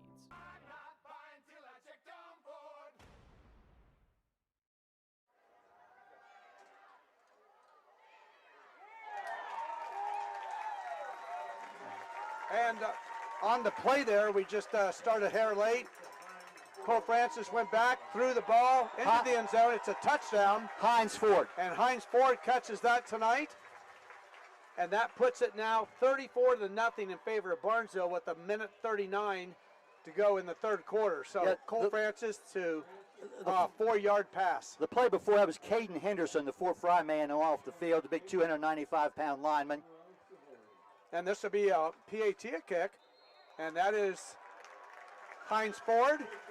And his PAT, it's a low drive, but it's over the bar. And it is good. So with 1:39 to go in the third quarter, it's Barnesville 35, Fort Frye nothing. And that will now, when the ball is ready for play for the kickoff, will put us under the running clock. That was a Kemp Insurance Agency touchdown, the second of the night for Hines Ford. His second score and a lot of tackles. And again, we'll have a player of the game sponsored by Dairy Queen. Maybe that'll be my pregame meal next week, will be Dairy Queen. There you go. I think they're also providing food after the game tonight for both teams. With 35-0 Shamrocks. Not a lot wrong tonight by the Shamrocks. No. A good opener for them, and say they'll be home again next week against the Meadowbrook Colts. I think 2022 was the last time the Shamrocks and the Colts played. I was wondering about that.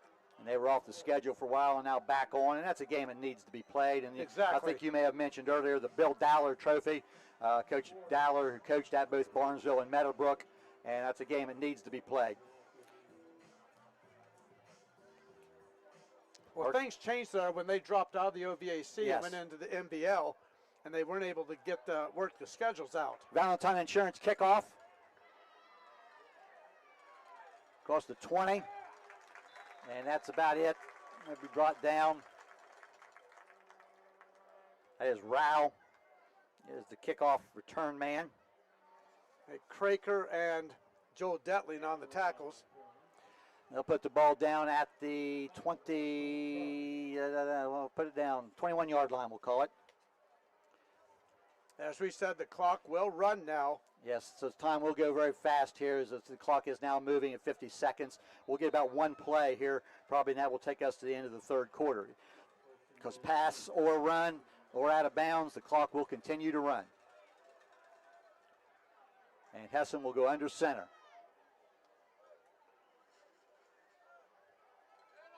This would be his Up big the man. middle, Bradford out near the 30-yard line. Pickup of about 9 yards. If you're wondering about Bradford, he's 6'4", 220 pounds. And he carried some players there with him for a 9-yard gain. And we'll see the cadets, will stay in the huddle, I'm sure, here with 10 seconds on the moving clock. Yeah, so they're not going to even run a play here. In no sense to doing that. 35-0 in favor of the Shamrocks. And we are at the end of 3 periods of play. Barnesville 35, Fort Frye 0.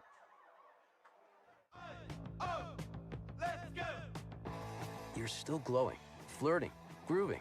You still got it. But your immune system weakens as you age, making it harder to fight flu, pneumococcal pneumonia, RSV, and COVID-19. Vaccines are a key part of any health routine and help strengthen your immune response. Ask your doctor or pharmacist which vaccines you need.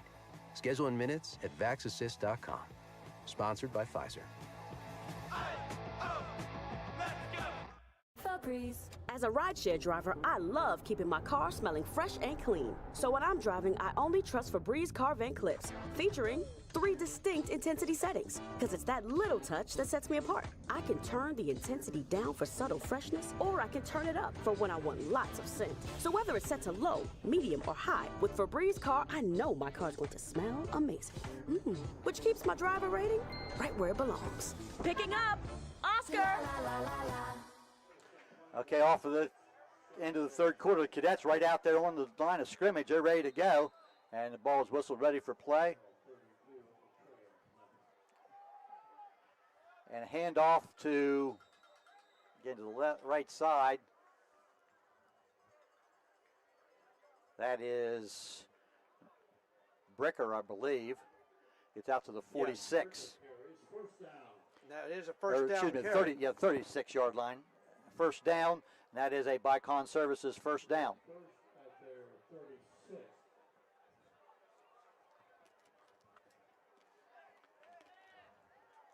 Well, you know the Cadets would like to get on the scoreboard. And of course, if they score, they score here, that would take us out of the running clock. There's a handoff to Bradford again. That is Bradford. And he'll be out about the 37, 38-yard line, pick up maybe a couple yards.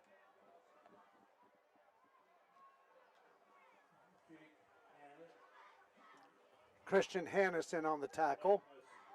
And Blake Messenger. Messenger in there now. I need to check some of these numbers here.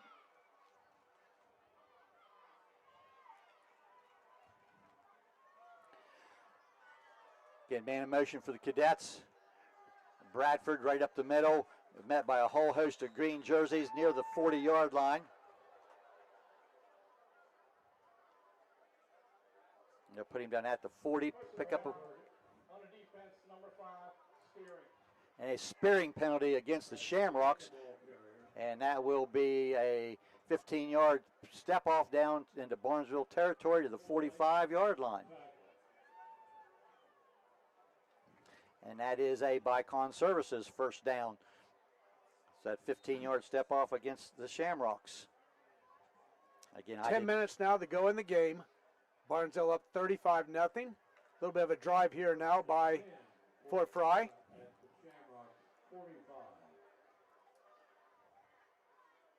Hessen again under center.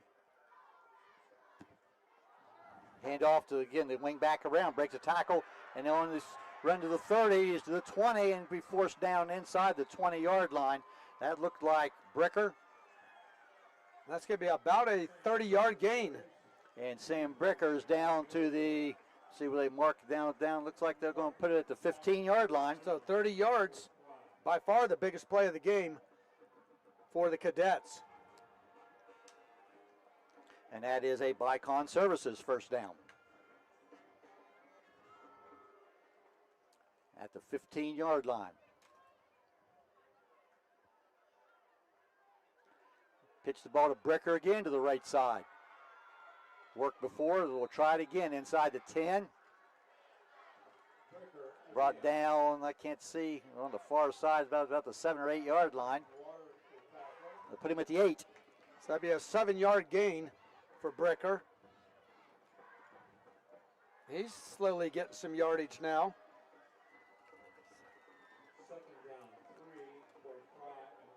Second and 3 at the Shamrock 8-yard line.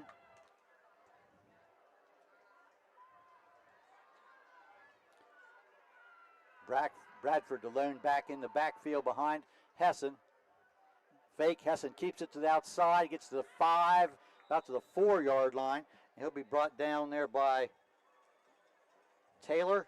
Vince Taylor looked like, number 12 on that tackle. And that will be a first down. And that is a Bicon Services first down. They'll put him at the 4-yard line. And yes, Brett Taylor with the tackle. Barnesville playing some different people in there right now.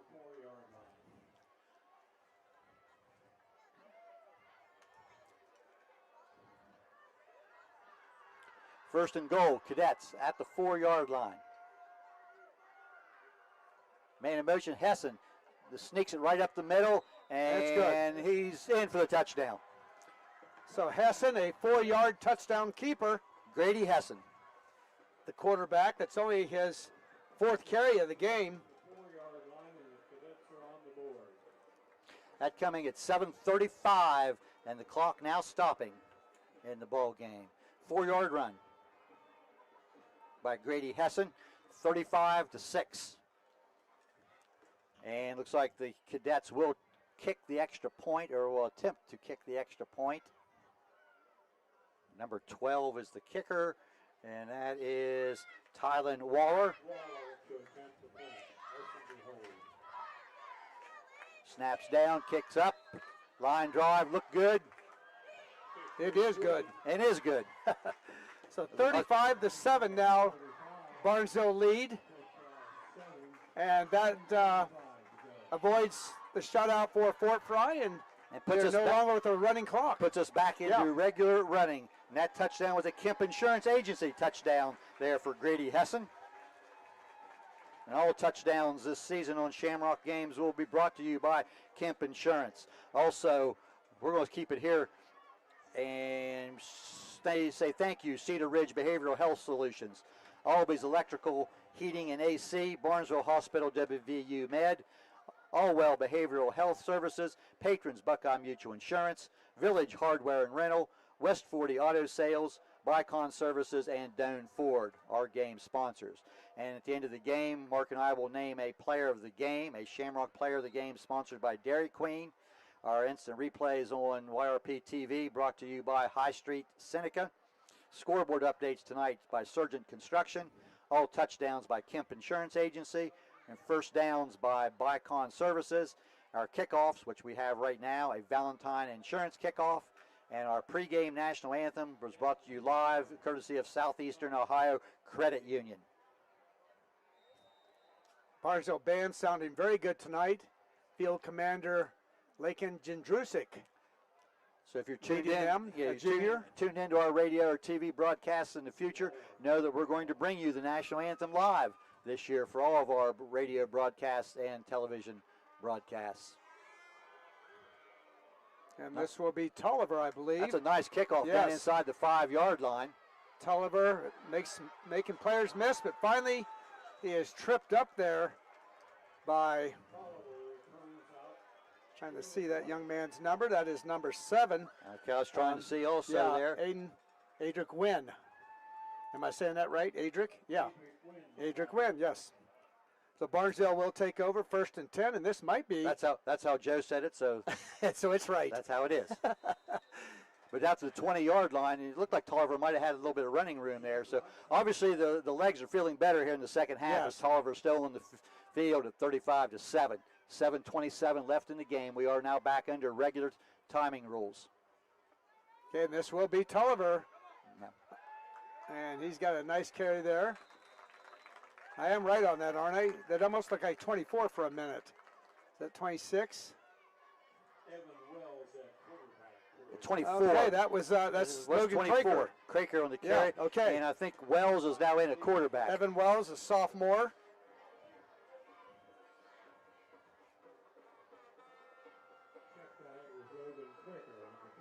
Yep, everybody wasn't sure about that. So that is a gain of 9 yards for Craker. Second Craker, down. a senior. Second down and a yard. Francis taking the snap. He has a hard time holding on to it. And that delay might have hurt him just a bit. I think there are some backup linemen in there also. It is Wells and a quarterback. Wells, also. my bad, yes. And he's going to lose back to the 20. See where they put the ball down to the 25-yard line. Loss of about 4. And you probably pretty much get a JV unit in with maybe a couple of exceptions. You get a couple seniors that play defense, getting a chance to run some plays here offensively. And the Cadets also, I'm sure, looking at some different players on the field also. Again, a reminder, Barnesville will have a reserve game tomorrow, 10 o'clock here at Barnesville Stadium. That is against Union Local. And this will be a pass by Wells. And it got a little bit low, and can't see who that was. Evan Carpenter was the intended receiver. Now we'll bring up 4th down, and we'll get a punt. Or we're anticipating a punt. 5:54 left on the scoreboard. 35-7 Shamrocks.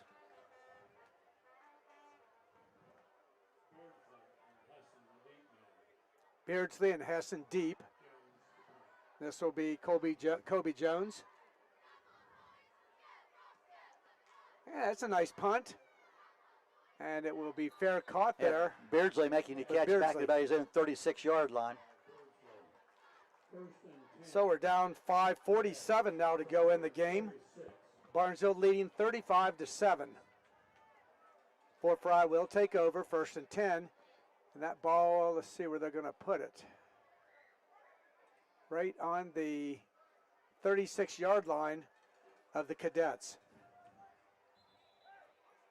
And we're going to get a timeout call here, Shamrocks, and I think this is to get some new players new in. personnel on the field. We'll see for sure here. We'll go ahead and stay here also. That will be Barnesville's, as you heard probably there. I'm not sure. Well, we'll wait till they come out of the huddle here, but I think that the Shamrocks may be looking at keeping some of their main personnel on for this possession. We want to mention Trey Tolliver. We've had Barnesville 2 running backs now tonight, over 100 yards rushing. Kobe Jones with 102 yards, and Trey Tolliver now 116. Of course, both of them having big runs in this. Tolliver had a 71-yard run for a touchdown, and Jones had a 65-yard run for a touchdown. At 5:47, last possession, the Cadets went 79 yards. That was assisted by a spearing call, 15-yard penalty on Barnesville. 8 plays helped by that penalty. Hessen hands the ball. It looked like Rao.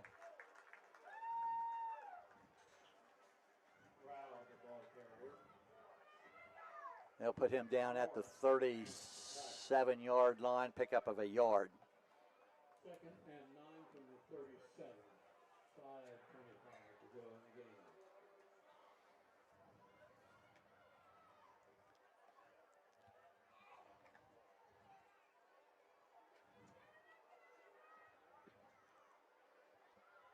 Second and 9, Cadets. And there's a fumble, and able to recover it is Rao. Am I right? The Bicker, I think, or Bricker. Bricker, yes. Okay. Lose a couple yards.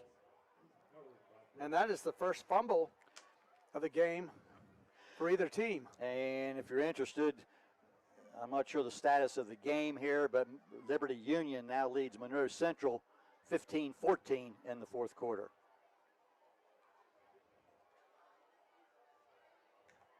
We'll call that a Sergeant Construction scoreboard update.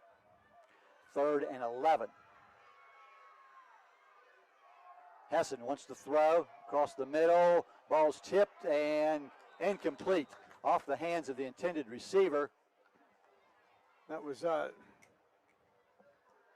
I thought it was 82, but there's no 82 on our roster. Maybe. I do not have an 82.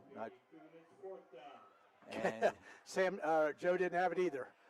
So incomplete. It looked like for a minute that ball's tipped in the air. The Craker might have had a shot at an interception, but it fell to the ground. And so that will bring the Cadet punt unit back on the field, and will be Bradford in punt formation. Bradford to punt.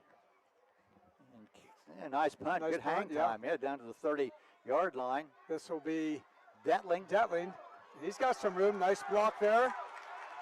And Detling And look at that. Showing some good moves on the sideline. Detling gets down near the 30-yard line. Nice return by Joel Detling. AJ and Luke, his two older brothers, watching back at campus at OU. Little brother, maybe going to show you two up later. Good job there by Detling. Puts Barnesville in good field position here. The ball on the 33 of Fort Frye. Wells still in at quarterback. The Shamrocks for first and 10 from the 33. Wells will go, and he's going to keep it. He goes to the left. There's a flag down, and Wells will pick up about 6 yards, but most likely that is going to be a holding penalty, and it is. So that play will not count. When you see that flag come from the referee in the backfield, there's not much else that's going to be other than a holding call. And that will be, where it used to be 10 yards from the spot of the foul, it's now 10 yards from the original line of scrimmage. That should take it back to the 43-yard line. Well officiated game tonight. No controversy, very few penalties. The ones that were called were very obvious.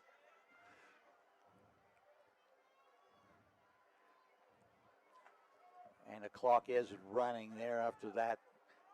Jack Anderson bringing in the play. He's out at one of the wide receivers.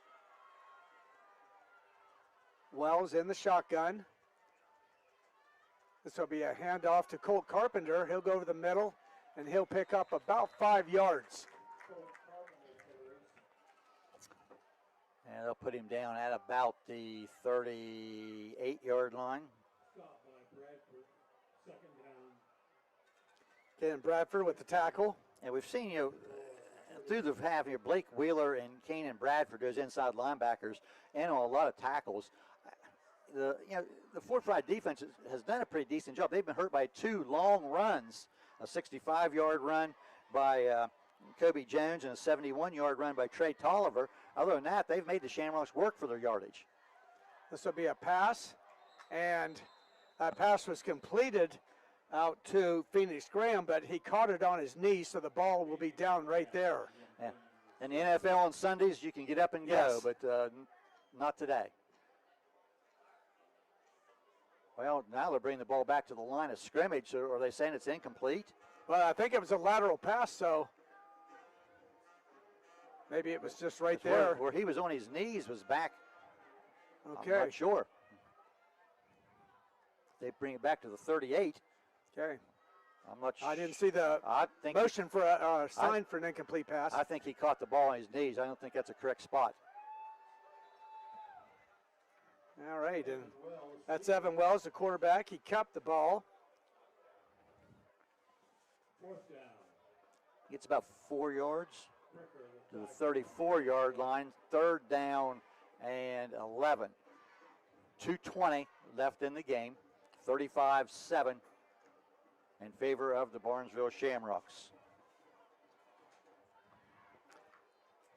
Getting close to 2 minutes. And at 8:45 left in the game, Monroe Central has taken a 20-15 lead at Liberty Union. All right, this will be Wells, still looking for pass. He gets out of some good running there by Wells, and he's got to pick up. He's got a first down, I believe, Jeff. That's a nice run by Wells. Put him down inside the 25 to about the, see where they mark it here, at the 24-yard line. Pick up of some 10 yards. And that is a Vicon Services first down.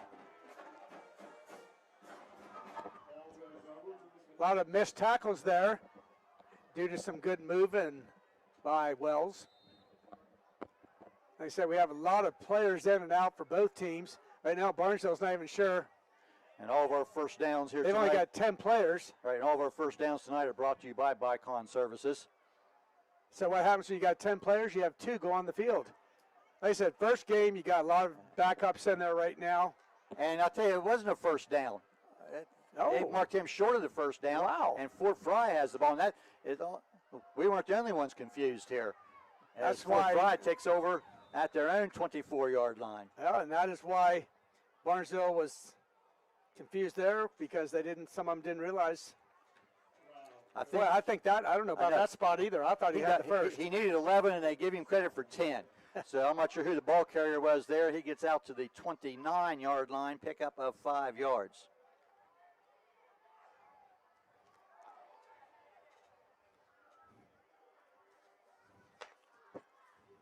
So again, Hessen under center. Reverse here to the right side, some running room, 35-40. I think that is Wyatt Erb. Yes, it is Wyatt Erb. He's going to be across the 40 to the 41-yard line. And that's going to be a 12-yard pickup. And that is a Vicon Services first down. That is second carry of the game for Erb. We're now inside 1 minute. We could be possibly looking at the last play of the game here as the Cadets come to the line at their own 41-yard line.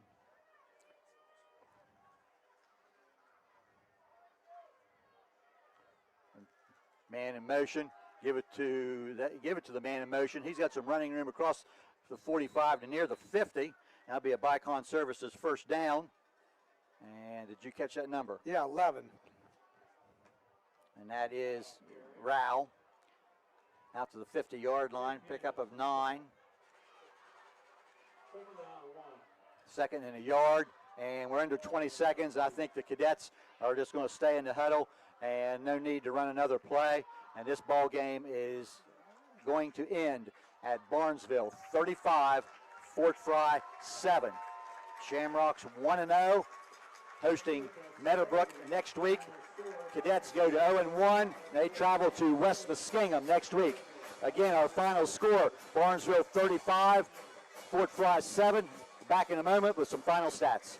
For 129 years, Patrons Buckeye Mutual Insurance has proudly provided coverage for homes, farms, and families across Ohio. Our commitment to reliable, affordable insurance is something you can count on. Agents who write for us can be found at patronsbuckeye.com. Whether you're protecting your home, your land, or your legacy, we offer personalized service and true hometown care. Trust a neighbor. Trust experience. Trust Patrons Buckeye Mutual. Visit us at 16050 McConnellsville Road in Caldwell or find us on Facebook. Coverage that cares, close to home. Doan Ford is your destination for the ultimate Ford experience. Discover the thrill of the open road in a brand new Ford vehicle. Experience cutting-edge technology and safety features designed with you in mind. Whether it's the versatile Ford Escape SUV, the powerful Ford F-150, or the stylish Ford Bronco, you'll drive away with confidence, knowing you've made the right choice. Quality, service, and trust. That's the Doan Ford experience.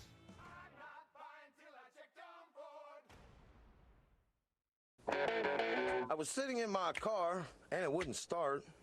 I lifted the hood, and the engine was falling apart. What would I do? My eyes filled with tears. And on the radio, I heard of West 40 by Pay here, where for a little money down and a little each week, I could have a car, nice, shiny, and sleek. So I walked in the door, and I put the money down. Now I got a nice car that I can drive around. West 40 by Pay here will help rebuild your credit. The corner of Dewey and Route 40 in Cambridge, don't you forget it. West 40 Auto Sales, corner of Route 40 and Dewey Avenue in Cambridge, is home of the guaranteed credit approval, with most loans approved while you wait. Go to their website to fill out an online loan application, west40autosales.com. You'll also find their weekly special listed there. At Abel's, we're proud that so many people trust our family with their family's home comfort. I'm Russ Abels. For new heating and cooling, you can trust us to save you money with our high-efficiency systems. We're trusted for electrical work, lighting, outlets, generators, complete home electrical service upgrades. We do it all. And you can trust us in an emergency. Whether it's heating, cooling, or electrical repairs, we promise to do the job right.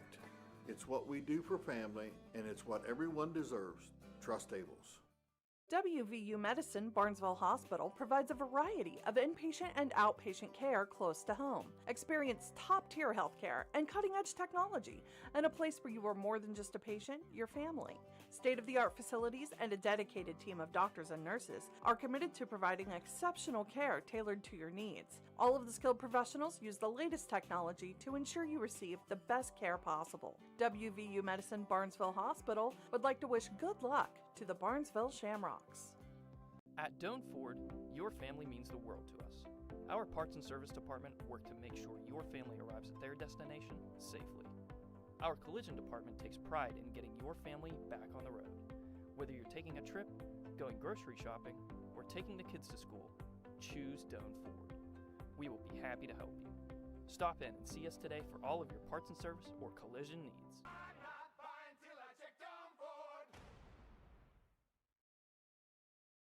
It's that time of year again. Football season is upon us. Hey, Mark Kelly here with Bicon Services, wishing all our local teams a great and successful year. As your premier commercial building contractor, Bicon Services is ready to tackle everything from small facility renovations to large industrial expansions. We're here to handle all your commercial and industrial needs under one roof. So while you're out there scoring the winning touchdown, let us work on making your next commercial project a success. Bicon Services, building the future one project at a time. High school football From AVC Sports. on WBNV, Barnesville, Woodsfield. 93 BNV. Back here at Barnesville Shamrock Stadium, I'm Jeff Stevens along with Mark Brown, Bryce Haynes, and Andrew Dunlap, where the Barnesville Shamrocks had defeated the Fort Frye Cadets by a score of 35-7. And we'll say thank you once again to our sponsors here tonight: Cedar Ridge Behavioral Health Solutions, Abel's Electric Heating and AC, Barnesville Hospital WVU Med, Allwell Behavioral Health Services, Patrons Buckeye Mutual Insurance, Doan Ford, Bicon Services, West 40 Auto Sales, Village Hardware and Rental. And our pregame national anthem brought to you live, sponsored by Southeastern Ohio Credit Union, our in-game kickoffs by Valentine Insurance, all first downs by Bicon Services, touchdowns by Kemp Insurance Agency, our scoreboard updates through the night by Surgeon Construction, our YRP TV instant replays by High Street Seneca, and once we finish all the stats here, we're going to do a player of the game for the Barnesville Shamrocks, brought to you by Dairy Queen. Shamrocks took the opening kickoff, and a nice return by Trey Tolliver, and they proceeded to go 11 plays, 45 yards with Cole Francis, 1-yard quarterback sneak. Francis ran the conversion. It was 8-0 Shamrocks. Then later in the quarter, on the second Barnesville possession, 2 plays to go 65 yards, an incomplete pass, and then Kobe Jones, 65-yard run, touchdown. Pass failed for the extra point. Into one quarter, 14-0 Shamrocks. Just before halftime, 1:46 left in the second quarter, Hines Ford gets on the board with his first touchdown of the night, an 8-yard run. Francis runs in the extra point, and at halftime, 22-0 in favor of Barnesville. And that touchdown drive was 70 yards and 7 plays. In the third quarter, Trey Tolliver, who was out of the game for much of the first half, nursing some calf issues, went 71 yards for a touchdown. That capped a one-play 71-yard score. The pass for the conversion, or 2-point conversion, failed, and the Shamrocks led 28-0. And then with 1:39 left in the third quarter, Hines Ford's second touchdown of the night on a 4-yard pass from Cole Francis. Ford then kicked the extra point, and it was 35-0 in favor of the Shamrocks. That was capped off a 6-play, 35-yard drive. The Cadets were able to get on the scoreboard then in the fourth quarter with 7:35 left in the quarter. They had an 8-play, 79-yard drive with Grady Hessen going over from 4 yards out. Waller kicked the extra point, 35-7, and that was our final score in favor of the Barnesville Shamrocks. Mark, what do you have individually? Okay, just got one last note here. We want to say real quickly hello to Donnie, Lynn, and Eva Lynn listening here in town, and to their son Adam Lynn, who listened and watched our game from Texas tonight. So hello to them. Great. All over the place. And we thank everyone for tuning in, whether you're listening on the radio or watching our live stream on YRP TV. Thank you very much. All right, let's go through the individual stats now first for Fort Frye. Again, your final score, if you're just joining us, 35-7. Barnesville wins 37 regular season games in a row now for the Shamrocks. Grady Hessen, the quarterback tonight, he carried the ball 4 times for 11 yards, including the only touchdown for the Cadets, a 4-yard run. Kalen Bradford, 6 carries for 16 yards. Tice Beardsley, 10 carries for 38 yards. Gavin Rao, 23 yards on 6 carries. Wyatt Earp, 13 yards on 2 carries. Sam Bricker, he carried the ball tonight 6 times for 46 yards. Fort Frye had, they only had 27 yards passing tonight. They had 3 completions, one 27, 1 for 5, but then they had a -5 yards. So 27 yards tonight, 147 yards rushing, 27 passing, 164 yards tonight from the line of scrimmage. Grady Hessen, the quarterback, was sacked twice tonight for 13 yards total. Penalties tonight for the Cadets, they had 6 penalties for 45 yards. They had 1 fumble, but they did recover it themselves. And that's a few more penalties, I'm sure, than what Coach Huck would like to see, by his team. And Barnesville tonight, just 3 penalties, and all those in the second half. They had 35 yards on 3 penalties. Tonight, Cole Francis, in his debut as a starting quarterback tonight, he completed 6 of 11 passes, and that was for 80 yards. Colt Carpenter caught 4 of those for 70 yards. Trey Tulliver 10, Detling 10, so 80 yards passing there. 281 yards rushing tonight for the Shamrocks. Trey Tulliver led with 116 yards, including a 71-yard touchdown run. Kobe Jones, 102 yards rushing with a 65-yard touchdown run. Cole Francis, 17 yards tonight. He had a 1-yard touchdown run. Hines Ford tonight, 2 carries, 22 yards, including an 8-yard touchdown run. Logan Craker, 1 carry for 9 yards. Evan Wells, 2 carries, 10 yards. And Colt Carpenter, 1 carry tonight for 5 yards. So, 281 yards rushing, 80 passing, 361 yards from the line of scrimmage. Francis was not sacked tonight. And again, no fumbles, no turnovers for either team tonight. Fort Frye had a fumble, but they recovered it. No fumbles, no interceptions tonight for the Shamrocks. Again, a good effort tonight from the Shamrocks, 35-7, and Jeff and I will be back here just to remind you next week against Meadowbrook. That'll be both on YRP TV and also on WBNV Radio 93.5 FM. And our player of the game tonight? Yeah, we're going to go with the senior Hines Ford. And we're used to calling his name quite a bit on defense. But tonight, Hines Ford, 1 rushing touchdown, a receiving touchdown, and 1 for 1 on extra point kicks, plus multiple tackles defensively. So our player of the game from Barnesville tonight, awarded by Dairy Queen, is Hines Ford. And if you know Hines, tell him that Mark Brown will be looking him up with his certificate for that the first of the week. Drop it off in the high school office on Monday. So Hines we'll get that to Hines Ford, and it is a gift certificate to Dairy Queen. So thank you, Dairy Queen, for coming on board and sponsoring our player of the game, as with all of our sponsors tonight. Just in closing comments, Mark, I tell you, a good opening night for the Shamrocks. A lot of new faces in there, doing a nice job. Schedule this year a little bit more demanding. With 5 new opponents on the schedule, and that's a good start. 37 consecutive regular season wins, and going for number 38 next week as we get Meadowbrook and the Bill Dower Trophy back onto the schedule for the Shamrocks. So we'll be right here in the same spot next week. Look forward to it, Mark. So thanks once again to our on-site director, Bryce Haynes, our cameraman, Andrew Dunlap. Once again, our final score, Barnesville 35 and Fort Frye 7. Good night.